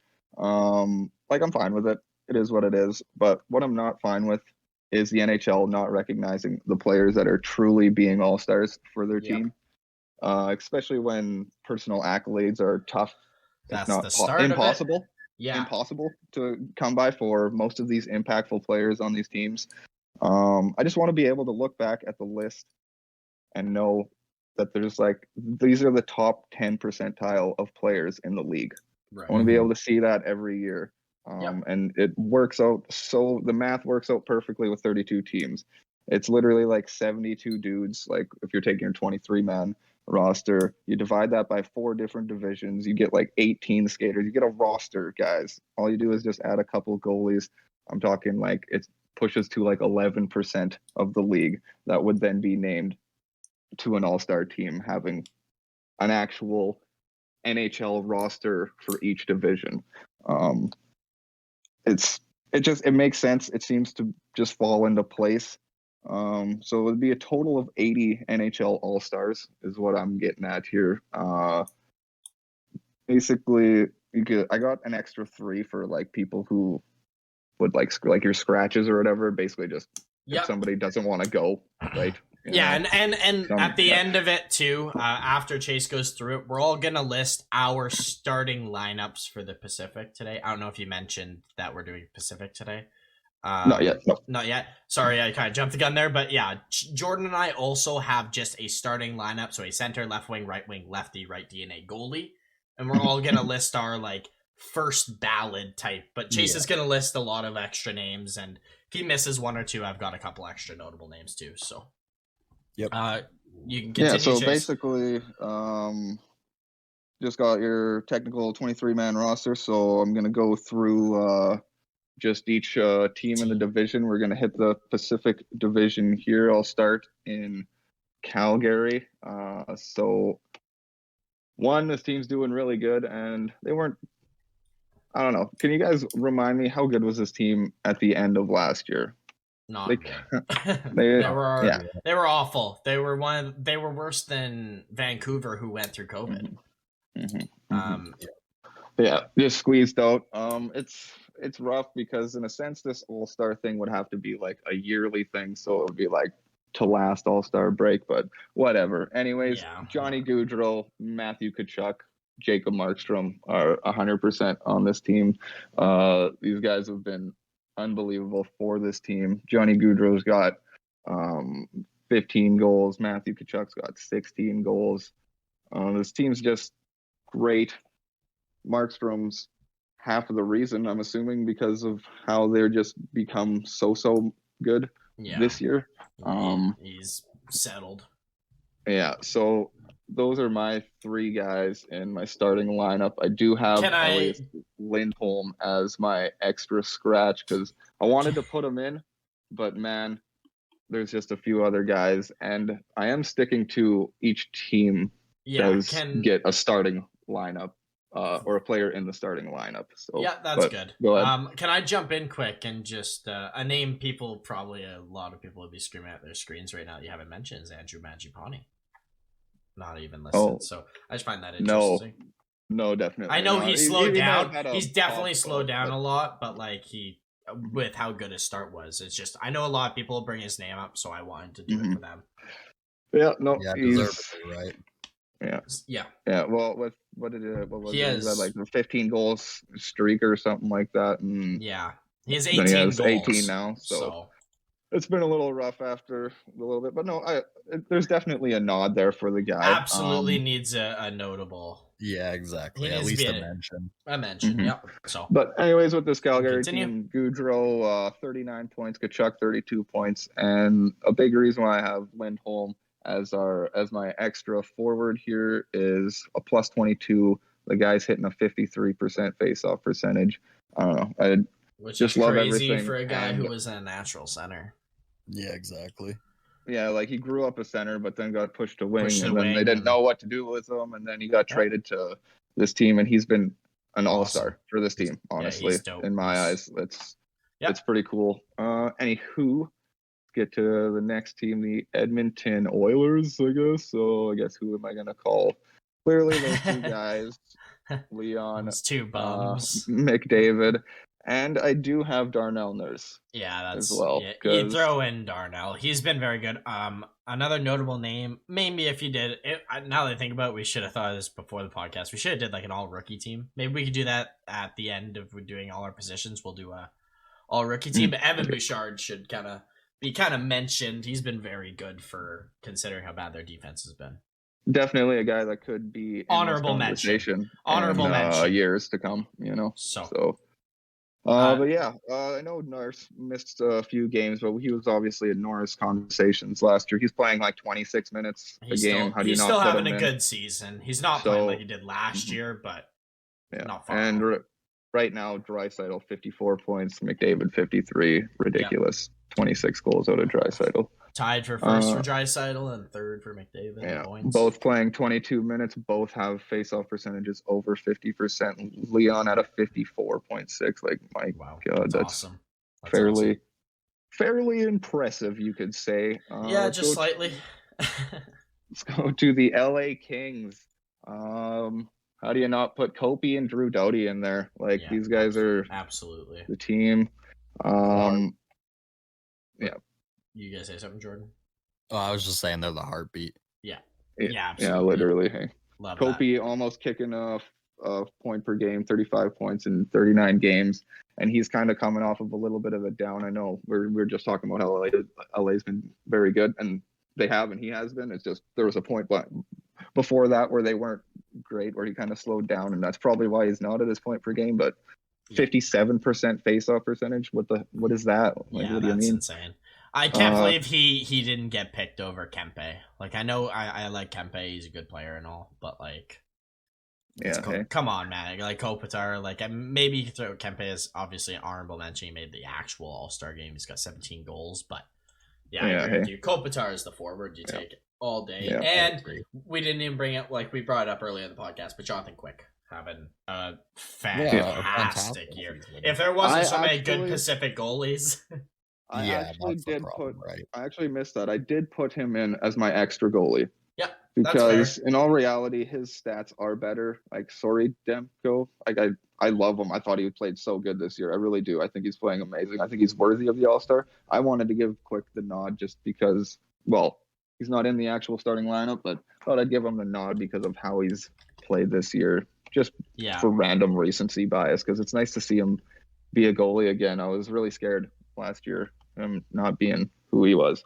Yeah, he was really bad. Really bad last year. But anyways, Drew Doughty, 20 points, 20 games as a D-man, 25 minutes a game. Yeah. You could say good thing that knee injury wasn't bad, because I was really worried about that. Yeah, I was too. I was so scared, honestly, for LA. Oh yeah, I guess let's hit up Anaheim next. So trusty Troy Terry, 100% is in there. Absolutely. Like 36 points in 38 games. Like, it's pretty epic. And he played a 24-year-old fifth-round pick. 24-year-old fifth-round pick. I can say. Played pretty decent last year at the end of the year too, from what I remember. He's like one of the very few people that isn't a minus. He's a 0. He's even right now. Not very many guys that are positives on this team. Lundstrom at 4, Henrique at 5, Lindholm at 5. Everybody else is basically not doing that good. So that's obviously just a pump up for him, that he's clearly, when he's on the ice, they're gonna probably score more than they're gonna. He single-handedly reinvigorated Ryan Getzlaf for an extra year. So. Oh yeah, the other one. Sorry, 24% shooting percentage was the other thing I need to bring up there. What the fuck is that? That's ridiculous. And the other guy off this team, 2 other guys off this team, Cam Fowler. Yep. I don't know what it is. I remember you bringing him up not too long ago. Yeah. I don't know what it is. He's the best. I fall in love with him the more I think and talk about him. 23 minutes per game. Like you said, he played like 30 minutes that one game. Mm-hmm. I've been following this guy a lot more, and this team changes when he's in the lineup. Like, it's crazy how much it's how they play, and it's how he conducts himself. He makes their offense so much scarier because he adds to that, and he's got such a good pass. He's so good at skating. Like, he's just awesome. I don't think he gets enough recognition. So I'm so this is why I'm put him in. Yeah. I'm putting him in because of that, because I don't think he gets enough recognition, and I'm sure he does all those little things that we all don't notice, and that's why he's not noticed as much. He's not going to get you mad points, but and he's just not a big body either, so he's. But 20 points in 39 games for a D-man's pretty good. That's good. That's very good. Not the worst. And obviously I got John Gibson in there. I got him as my backup goalie though. I got Markstrom ahead of him. So sorry there, Gibby, but it's interesting. Those are some obvious names, I would say. Pretty safe names, but definitely some names I'd like to throw out there quite a bit off this team. Sonny Milano, who's having a ridiculous season based on his standards. Trevor Zegras obviously would be so fun to see at the All-Star game. And both of these guys had good endings of last year's too. Yeah, so like, and then also Hampus Lindholm, who is also another one of those defensemen. It's just so beneficial. Yeah, we could almost say the same things about him with Fowler, but Fowler's just been there longer and he's got a little bit more ice time too, and so this team has been great though. So that's the Anaheim Ducks. Troy Terry, Cam Fowler, Johnny Gibson. So let's go to San Jose. Yeah, San Jose. The man, the Meyer, the Timo Meyer, 100% in there. How do you not put him in there? I also have Thomas Hertl, because I agree. How do you not? Like, this guy's so awesome. He is. 45 points for Meyer with all those 5 goals last night. 35 points for Hertl. Hertl's hitting a 53% face-off percentage for a guy who, from what I understood, was not a centerman for the first quite a while of his career. So cool for him to just become that type of guy. A legit center. 19 minutes, man. 19 minutes Thomas Hertl is playing. 18 minutes is what Timo is playing. So that's all all nice. I had one of these defense. I've Eric Carlson as my extra defenseman, my one scrap D man. I wanted to put Burns in. I was actually like, I wanted to go away from this team because I didn't want to pick between the two. Yeah, but I agree. It was just tough from to last pick. year and stuff like that. I didn't want to put them in the lineup just because it's been such a rocky road for the team. Like, yeah. Whether they've been doing great or good or not, but yeah. The way you're saying, like, I'm 25 looking at minutes, Burns. 23 minutes. Yeah, he plays so many minutes, Brent Burns, and he's even as their top D man. Like, I don't know. I'd have to look at Carlson's, but like based off that, I would personally pick Burns. I don't disagree with Carlson. Like you said, it's tooth and nail. Carlson's -2. That's not that bad for Carlson either at all. It's in all reality, it probably should be Burns because he's at least played all the games. And he's played, and he plays more minutes. Yeah. Like I said, I don't want to pick between them. I should have just went away and just not named either. No, I agree. Yeah, it's too close to me, call. It doesn't really matter. And there's also Mario Ferrero, who's been outstanding this year for this team and kind of a revelation on this back. 23 minutes. So. 23:57. So basically 24 minutes for Ferrero. That's insane. So yeah, so like that's another guy that needs a nod. For sure. So a little nod for Couturier. Couture. 30 points in 36 games. That a boy. Yeah, love to see he's still doing it at 32. Killing it. Okay, so let's go to Vancouver. Probably pretty obvious who I got in here. JT Miller and Quinn Hughes, buddy. Top two leading point getters on the team. Yep.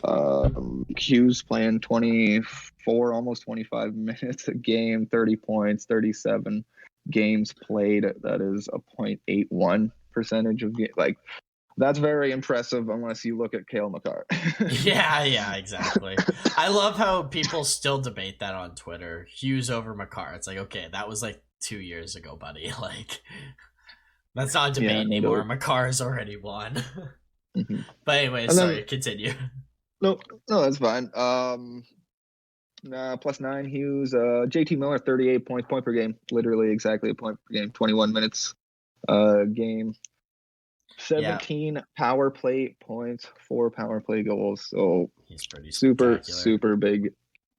Big guy for that. We got 2 overtime goals. I never noticed that. That's pretty sweet. So yeah, I got Miller and Hughes on this team out of Vancouver. And also Demko, like we mentioned, needs to be a notable name in there because he has been the only consistent Canuck. Exactly. Throughout like I said, games. I literally put Quicken just to tip the hat to the old man, and absolutely. Demko will be in these for a long time, but it should be probably Demko, based on how bad the team is or was playing. But yeah, exactly. Hey, and no doubt. Anyways. Last team, I guess, here. Vegas. Ooh. Or wait, second last team. There's that other team that's in the league that's apparently there. Well, it technically could have been your last team. That's why I was about to say, like, are you not picking a Kraken? No, I did say we are. I am picking one. One guy deserves to go out.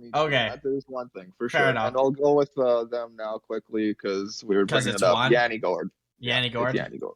Interesting. I was going to go with McCann. I go McCann. I go McCann because there's a couple of Seattle writers I've been slowly following, trying to figure out this team a little bit better. And they say that McCann is their franchise piece right now. Oh, yeah, by far. To me shows up and you can actually count on to do stuff for you. I would have said Brandon Tanev. I would have been a little bit biased because I'm a Pens fan, but like if he wasn't injured and how well he's playing, I say Brandon. But no, I say McCann. He's their team. He's their future. I had him there, but then I looked deeper into his stats and I was a little less impressed. I'll compare him to Yanni Gourde. Yanni Gourde plays 18 minutes, almost 19 minutes. McCann's playing just about 16 minutes. Right. His face-off percentage is 46%. Yanni Gourde's is 50%. They're basically hitting the same point. To me, anyways. But continue.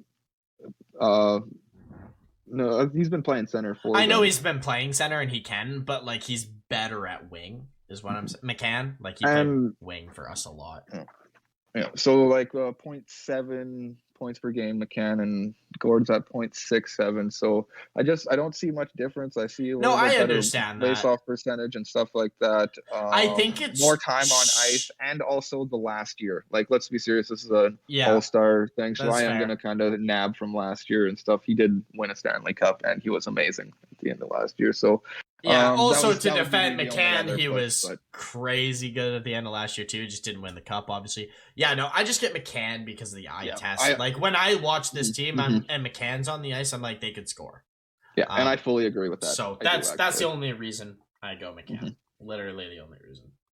Yeah, and he is their franchise piece, so you might as well put a guy in there that's actually the team. They're William Karlsson, if you will, of this franchise.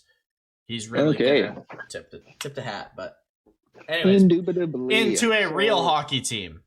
Yes, the Vegas Golden Knights. I'm gonna start off with the one that I've been just impressed with the most, and that is the number one point getter on this team, Chandler Stevenson. 37 points in 39 games this year. This guy's almost hitting a point per game. 19 minutes, 30 seconds per game, this guy. Yeah. He is one of the best contracts in the NHL, too, by the way. 3 years, 2.75. Like, come on. Yeah, pretty nasty. Oh, and like I was saying, sorry, while you're on this, Jordan, how sad are you the fact that he was he was a Capital right before he became... Yeah, it's a tough loss. But sorry. Right? Yeah, absolutely. McCann was a Penguin last year, and he's Seattle's franchise piece, so I get it. But anyway, sorry, continue, Chase. So the reasoning to naming this guy to the starting lineup is basically, like, I think he's been just amazingly huge. Like, I know Karlsson in that line, the misfit line's been so big for this team, but just in the last year, having Stevenson and what he's done. Oh yeah, like it's just like, I know he's playing with good players most of the time, but this year is proving that, like, you know what, I don't need these super good guys. Like, screw it. Hitting a 47% face-off percentage, being him, a guy that, from what I understood, probably shouldn't. Like, man, actually winning face-off. Yeah, exactly. Like, he was a winger. The reason he was pushed to wing was because he wasn't good at face-offs. Like, it's a decently big part of the game, and being able to do that, especially the position. Yeah, like, dude, against, like you said, playing top guys, like, those are the face-offs he's facing against. Like, it's not like just some easy third liner. So I got to tip my hat, because I think this guy's been everything for this team for the last year. Moving on to the other guy that's everything to this team is Mark Stone, the engine, the power. 26 points in 23 games. Like, man. It's so cool. So cool. I love watching this guy. How do you not, like, he is an all-star. Like, when it comes to the epitome of an all-star. Yeah, he gets a stick on every puck. Like, every time he's on the ice and there's a pass to be made and he's in the middle of it, he will deflect it in some way. Like, it's insane. Yeah. This is the only team I have that has 4 actual guys in the starting lineup, because I got Shea Theodore and Pietrangelo on defense. Because I couldn't help myself. Yeah, it's hard not to. No, I agree. There's a lot they play of guys. 25. Pietrangelo 25. Oh, almost 26. 26 minutes a game.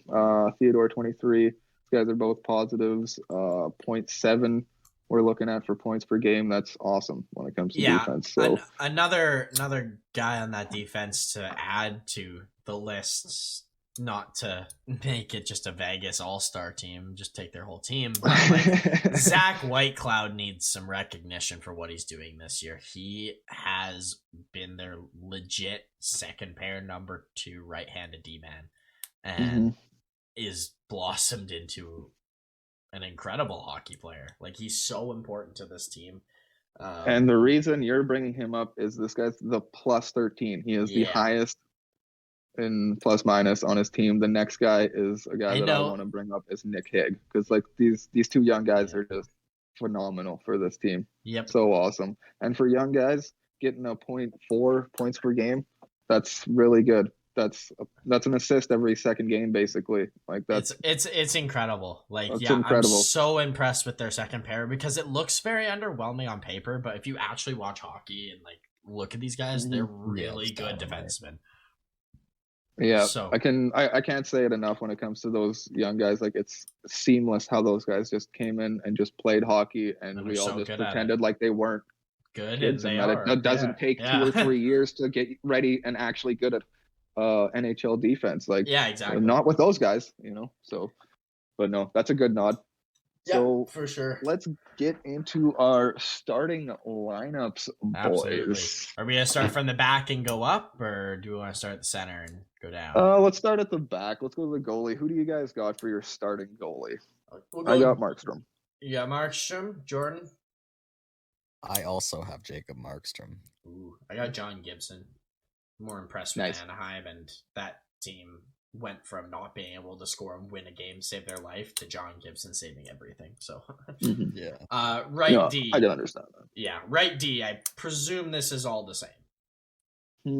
I don't know, man. I don't know, man. Say yours. Petrangelo. It's No. Alex Petrangelo to me, without question. But he's my lefty, so I'll just say him now anyway. I've got Petrangelo. Okay. Okay, so I'm putting two righties. Interesting. I'll give you my first pairing, my D pair, because I think they've been just that big for these teams. It's Drew Doughty and Cam Fowler, man. I went Petrangelo and Cam Fowler, so I agree. I went Petrangelo and Brent Burns. Yeah, I don't disagree with that either. Brent Burns is pretty dope. I've been really impressed with the ability he's had to play every game so far this season and still be very good. Yeah, and play 25 minutes a night or whatever. Exactly, right? Like he's putting in a shift every game and he's not missed a game. And yeah. Me. Only reason I didn't go, like, for me, like, Petrangelo is just kind of. Oh no, Petrangelo was first ballot. Yeah, he just kind of does everything, so it's kind of hard not to take him. And I didn't want to go for my starting lineup. Even though I kind of cheat with it later, I didn't want to go with 2 right D, even though it didn't matter. But I don't know. Yeah, I thought I'd just snub Petrangelo simply because I was like, you're gonna play with Theodore. Because you're with Vegas. Yeah, no, I get that. That's fair. I agree with both.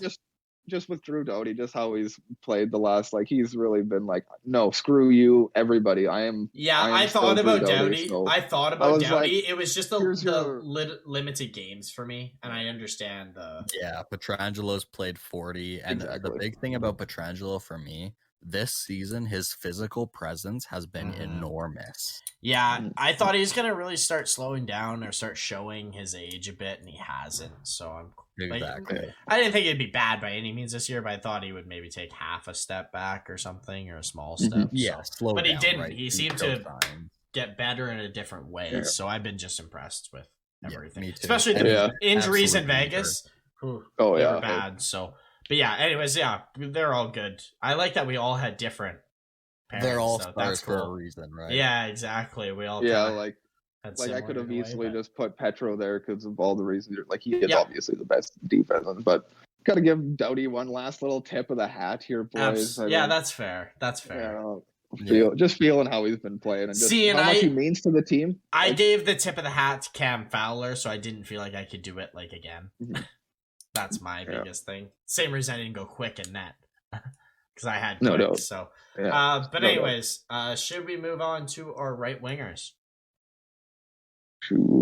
Sure. Is this one the same? Troy Terry. Without question. I do have Troy Terry. I was gonna put Mark Stone in there, but I was like, thinking Mark Stone, but Troy Terry has a 5th round pick. I know Mark Stone's a 7th round pick. It's technically better, but Troy Terry, we had no clue about this kid. And he comes out, and every time he's on the ice, he looks like he's going to score. So, 22 goals, 14 assists, 36 points in 38 games for a guy. That's crazy. Jordan, who do you got? I got Leon Draisaitl. Interesting. Yeah, that's fair. I put him on the left wing, so kind of cheats my next one. That's where I kind of cheated with going playing center more. But I did put Draisaitl on the left wing. I got Draisaitl, McDavid, and Terry as a line. That's my line. David, so. I got the same line as you. So what do you got, Jordan? You got Draisaitl, McDavid, and Johnny Hockey. Nice. Yeah, I got Mr. Goudreau.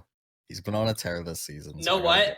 I was close to putting Goudreau over Draisaitl because I was like, I'm gonna play it proper, and I'm not gonna put Leon at left wing because he's a center. but I'm gonna put McDavid ahead of him because it's McDavid.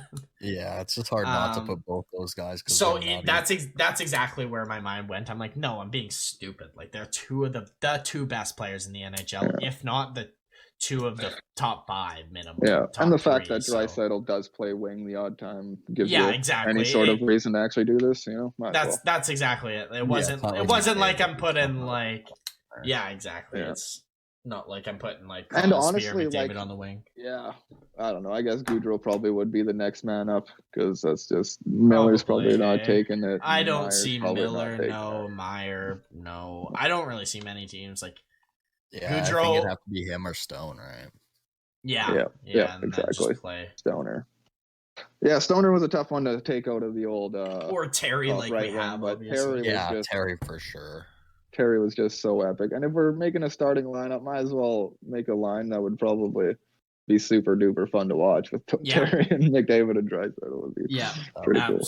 Absolutely. So, no, that's kind of cool how at least we had like somewhat different of teams. We didn't kind of go too basic. It just shows how many good players. It shows the depth, right? Yeah, it shows how many people are having good seasons this year.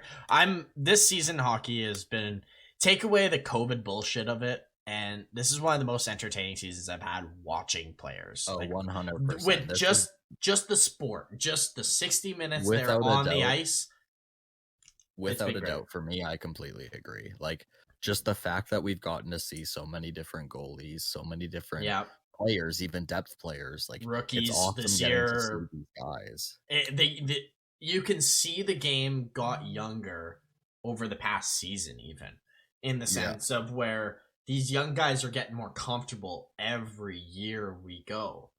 And it like these some 18-year-olds just come in there like Cole Sillinger walks into the NHL, gets drafted, what was he, 12th, 13th overall, something like that. Yeah. Walks into the NHL that year and it's like, I'm just going to chill here. Like, I like it here. I'm going to stay. It's like Roslovic, you're good.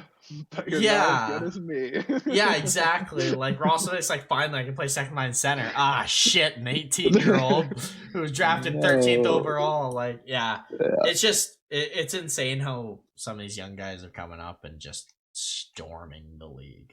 Like Zegras is talked about daily in the NHL. Yeah, exactly. So, hey, no, just super, super impressed. Now with the All-Star game, I quickly want to bring this up because we don't have much time left. We have a tiny bit to go. I thought we could do, what is one thing you would like to change? Since we can't really go too in depth, there's not time. Let's each list one thing we would change about this All-Star game, because by no way it means is it perfect. In what way would you like to see it changed, basically? Well, basically, at least, like, with just one, like, how we just name this team, make an NHL starting roster out of each division. Name that gives you your top 10 percentile of players in that league that year. Like, I think it's so great. Just name that. It doesn't even have to, you don't even have to change the All-Star game, guys.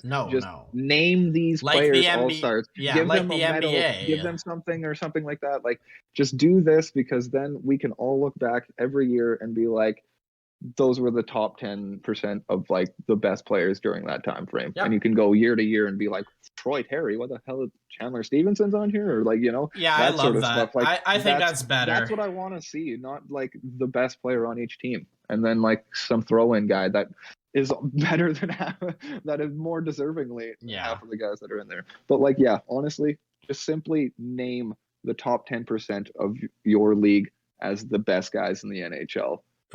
Just for me, just for the people to see it every year, just for random fans to just come into the league, know nothing about NHL, and be able to look back and be like, oh, these guys, like, it's no extra work. It's no extra work, and it's simple, and nobody has to leave their house to do it. Like, you can just post it on an article and it's out there. Yeah, you could like send them a fucking little medal, or send them a little dude thing or something like that. You're an all-star 20, whatever, your name on there, sweet. Fuck it, give them like a $10,000 bonus or something like that. The NHL can afford that. Yeah, like, no, exactly. For being a legit all-star, you should get money for it. Because like I said earlier, like I'm fine with this turning into like some fun sort of joke thing. Like, that's what the all-star is, and I'm fine with it. Like, screw it. It can be that. Like, it'd be nice I'd love it to be changed into like an actual meaningful game that would mean something, and like, yeah, I don't I'd like know, see whatever. a little bit more heart, but like, if we're gonna go this route and it's fun, then like at least name the guys like that are actually all-stars. So I agree. That's what I got. No, true. What I want to see is I want to see individual skills and when they're doing the skills comps and stuff like that. Like, I want to see what the NBA does, where Aaron Gordon, who isn't the best all-around NBA player, is in the slam dunk competition throwing down these amazing things. I want to see players like, I want to see actually how fast this is maybe or I'll say Kapanen. I want to see how fast Kasperi Kapanen is compared to McDavid in a race. And like, I want to see stuff like that changed, where it's guys in the NHL who actually have the hardest shot are taking the hardest shot, no matter if they play 10 minutes a night or 20 minutes a night. I kind of want to see that with some of the skills comp. It makes it more enjoyable than just watching these amazing hockey players who are all good just shoot the puck randomly and joke around. I kind of want to see more of a competition in the skills with the best on best at that specific skill. Not, I like that a lot. Not best players average against playing these little mini games together. Or even something as something as simple as just kind of just letting the guys like set it up more or less themselves, like as in, hey, we're doing this event, and then whoever wants to apply applies, and you kind of like figure it out from there, sort of thing. Like, I wonder if you could do it like that, because then you've got a guy that wants to be in the competition, you know? Yeah, but that's why I think it should be the best on best, and then you do money for it. So like, imagine like a fourth liner who's just got like an unreal, like our third line D-man who's got like the hardest shot goes, and you say winner of each event gets like $50,000 or something. Like, you figure out a number. Now how much that would go along if you're making like no money, like $800,000, and then you get like $50,000 just for having a hard shot. Like, I think that would make it more interesting to me. I like how the NBA does it. I love the NBA All-Star game. I don't watch typically many NBA games throughout the year, but I'll watch the All-Star events. Yeah. And I want the NHL to be like that. I want to be like, oh shit, it's All-Star weekend. Excited for it. Yes, this is going to be cool. It's not like, oh, cool, they tried to shoot a puck across the whole ice into a net. Like, I don't really care. Like, watching McDavid win fastest skater every year, like, it's the same people. It's cool and all, it's just repetitive. It's so repetitive in a way, and I want it vamped. Wanted it more interesting. What about you, Jordan? For me, it's plain and simple. Remove the one player per team rule. Yeah, that too. I don't like that. Yeah, I despise it, because we saw this year. Nazem Kadri isn't going to be left out, and players like Rasmus Dahlin and like Adrian Kemp are brought in. That was just a team fuck up to me. Kemp should have been Kopitar, but so what's that, Chase? Yeah, like, I don't know. Like, I think you definitely need to. Every team should be represented at the All-Star game. I think you're right, but I don't by agree. the way you're feeling with it right now and how it's set up right now, because there's no like that. That's all that it is those 8 players from each division or whatever, and like an extra 1 or 2 people. So like, yeah, that's set up with the setup like that. It's so dumb. It's so dumb.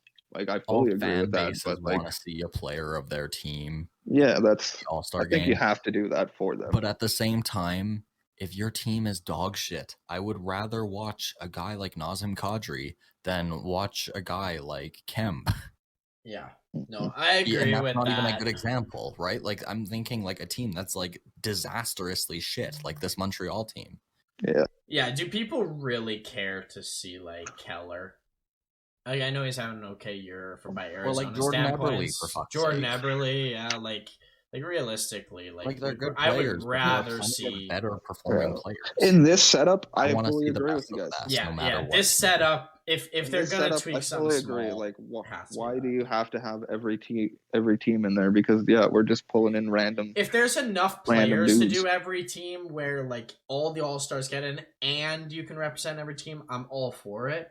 But Yeah, the like All-Stars are bringing this. primarily, right? That's why Like, we brought up the whole All-Star thing that we brought yeah, up. Like, yeah. do an actual roster, because We then you want a can real. represent every team and you actually bring everybody that deserves it. You know? Yeah, Like, absolutely. So yeah, I don't know. I think it's. yeah, we fully agree. It pisses me off because it could be, how is Nazem Kadri not an instant one Yep. in, and this and that, and yeah. It's Yeah, annoying. there's so much. It's tough. It's tough to make it interesting as well. Like the NBA players can just not try, and like when people are going up for a dunk, you just let them go dunk, I guess, right? Like in the NHL, well, and that's what the All-Star game is kind of about, right? You're not it's just really about going out cool there to put your goals. heart and soul into the game. No, A lot of the time, no, you're right. You'll see All-Star guys games go are. down on breakaways and get to make like a fancy finish that you normally wouldn't see in a game. Because and that's what you want to see, right? Exactly. And you want so to see the theatrics that you normally wouldn't get to see from these guys because they're plenty capable of it. it's hard to like do that in the NHL and turn off the switch, I feel. Of like completely turn off in the sense of like this guy's gonna do a Michigan goal, your instant thought is like to whack it out of the air, whack him. Typically. So yeah, I don't know. There's a lot of issues with the All-Star game they need to fix, but those are just some small things. But yeah, I don't know. Hopefully it's better. Hopefully it just starts to get better and becomes an event like the NBA. Because just slowly develop a better format that works for everybody. I just want fans to enjoy it, and I bet going is awesome, plain and simple. I bet I bet going to the events and stuff in person are like amazing. I bet that's super fun, but it's just like it's not. You need to make it enjoyable for live and on TV. So yeah, for both the fans and the players, because there's a reason that some players don't want to go. Yeah, and that's another big thing. There's no incentive to going. That's why I introduced the money aspect. Like it's not a great solution. With what you said. It's not a great solution, but it's a way to get players that we want to see there to be there. Like Ovi for like how many? Imagine like he doesn't break Gretzky's record by like 5 goals, and then by like 20 goals or something. We look back at all the suspensions and he missed All-Star games, and if they would have just paid him to go, he would have had the record. Like, how crazy would that be? But like, no. I just want to see the best players at the current year that the All-Star game's happening at the All-Star game, and something that would be, I don't know, like I don't love it, but playing for home ice for the Stanley Cup or something like that, or playing for some sort of reason towards scheduling or something like that. Like I think that's the only way you can make the game actually interesting. The only downside of that is if you benefit a regular, and I think of it as an athlete thinking back at just like tournaments I went to, I thought the skills comp for points difference is the stupidest thing ever. Because if you're a bad team and you had one good player to just beat everything in the skills, that didn't matter. And you don't want to see players get hurt at the All-Star. No doubt. And then you bring up the game. You don't want to see NHL players get hurt at the All-Star game because but then you'd change the rules. Like you wouldn't have body contact. Like it's an All-Star game, so you'd stick away from body contact and like change the rules a little bit or something to.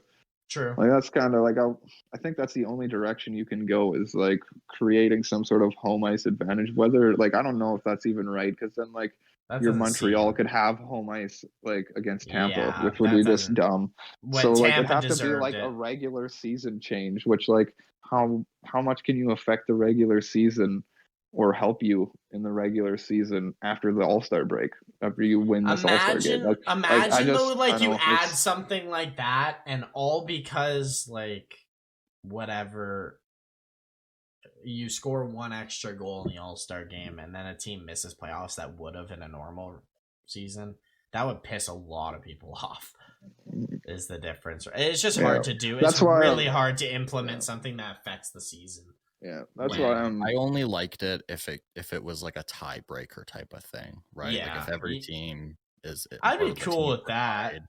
It's like a last ditch Yeah, tiebreaker. like a last So like thing. you don't have to throw in all the effort, but like you kind of want to win. I think money is the best way to get them to try. Yeah, no doubt. Winner No doubt. gets Not like the NHL lacks money. No, and you go big with it. You don't just say like 100,000 to the team that wins, and you even like they don't care about that. Like you say, like you give them like $1 million to spread like $2 million. Like you give real money and for then them to bonuses try to the players that participate.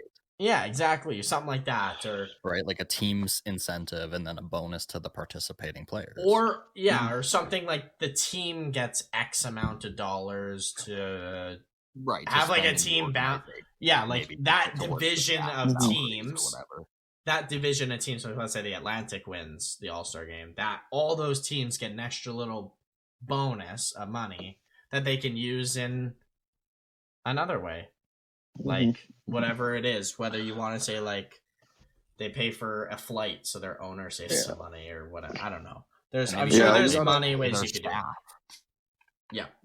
Yeah, it's really pretty difficult to get that actually going, and exactly like you said, do you want them to even try? Because nobody wants to get hurt. I want them to try offensively. A fun event. So like, do we want to keep it as just a straight fun event for the kids? Like nothing.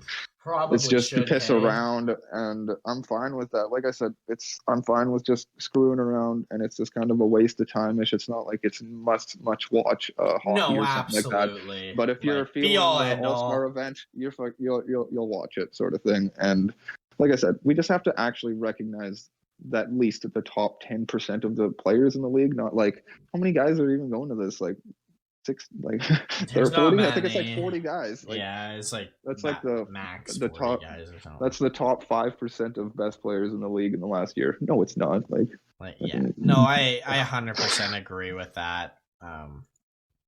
There's a lot that we could change, but it's the last worry I would want the NHL to try and worry about right now. Like, I would rather them fix a lot of stuff, but it's an interesting talking point on how they could maybe do it, and change it up. But anyways, it'll probably be the same spectacle it always is.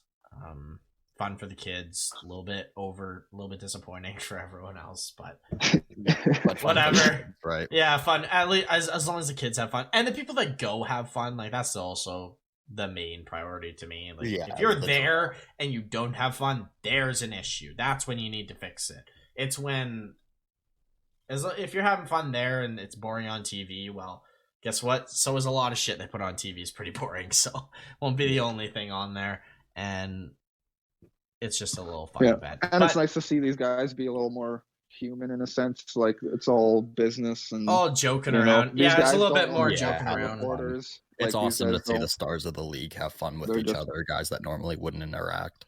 Yeah, and some of those skill comps can be enjoyable. Like the breakaway ones are always fun. Watching Patrick Kane like do 6 different Datsuk moves. I remember back when Evgeny Malkin dressed Ovi up for it.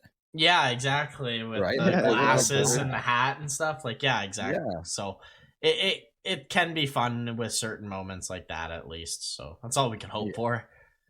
And just go from there. But anyways, that's this week's podcast. Thanks for listening. Go follow us on all our social medias at The Couch on Ice on Twitter, Instagram, YouTube, all of your streaming and media services. But for now, we will get to you next week. Bye, guys.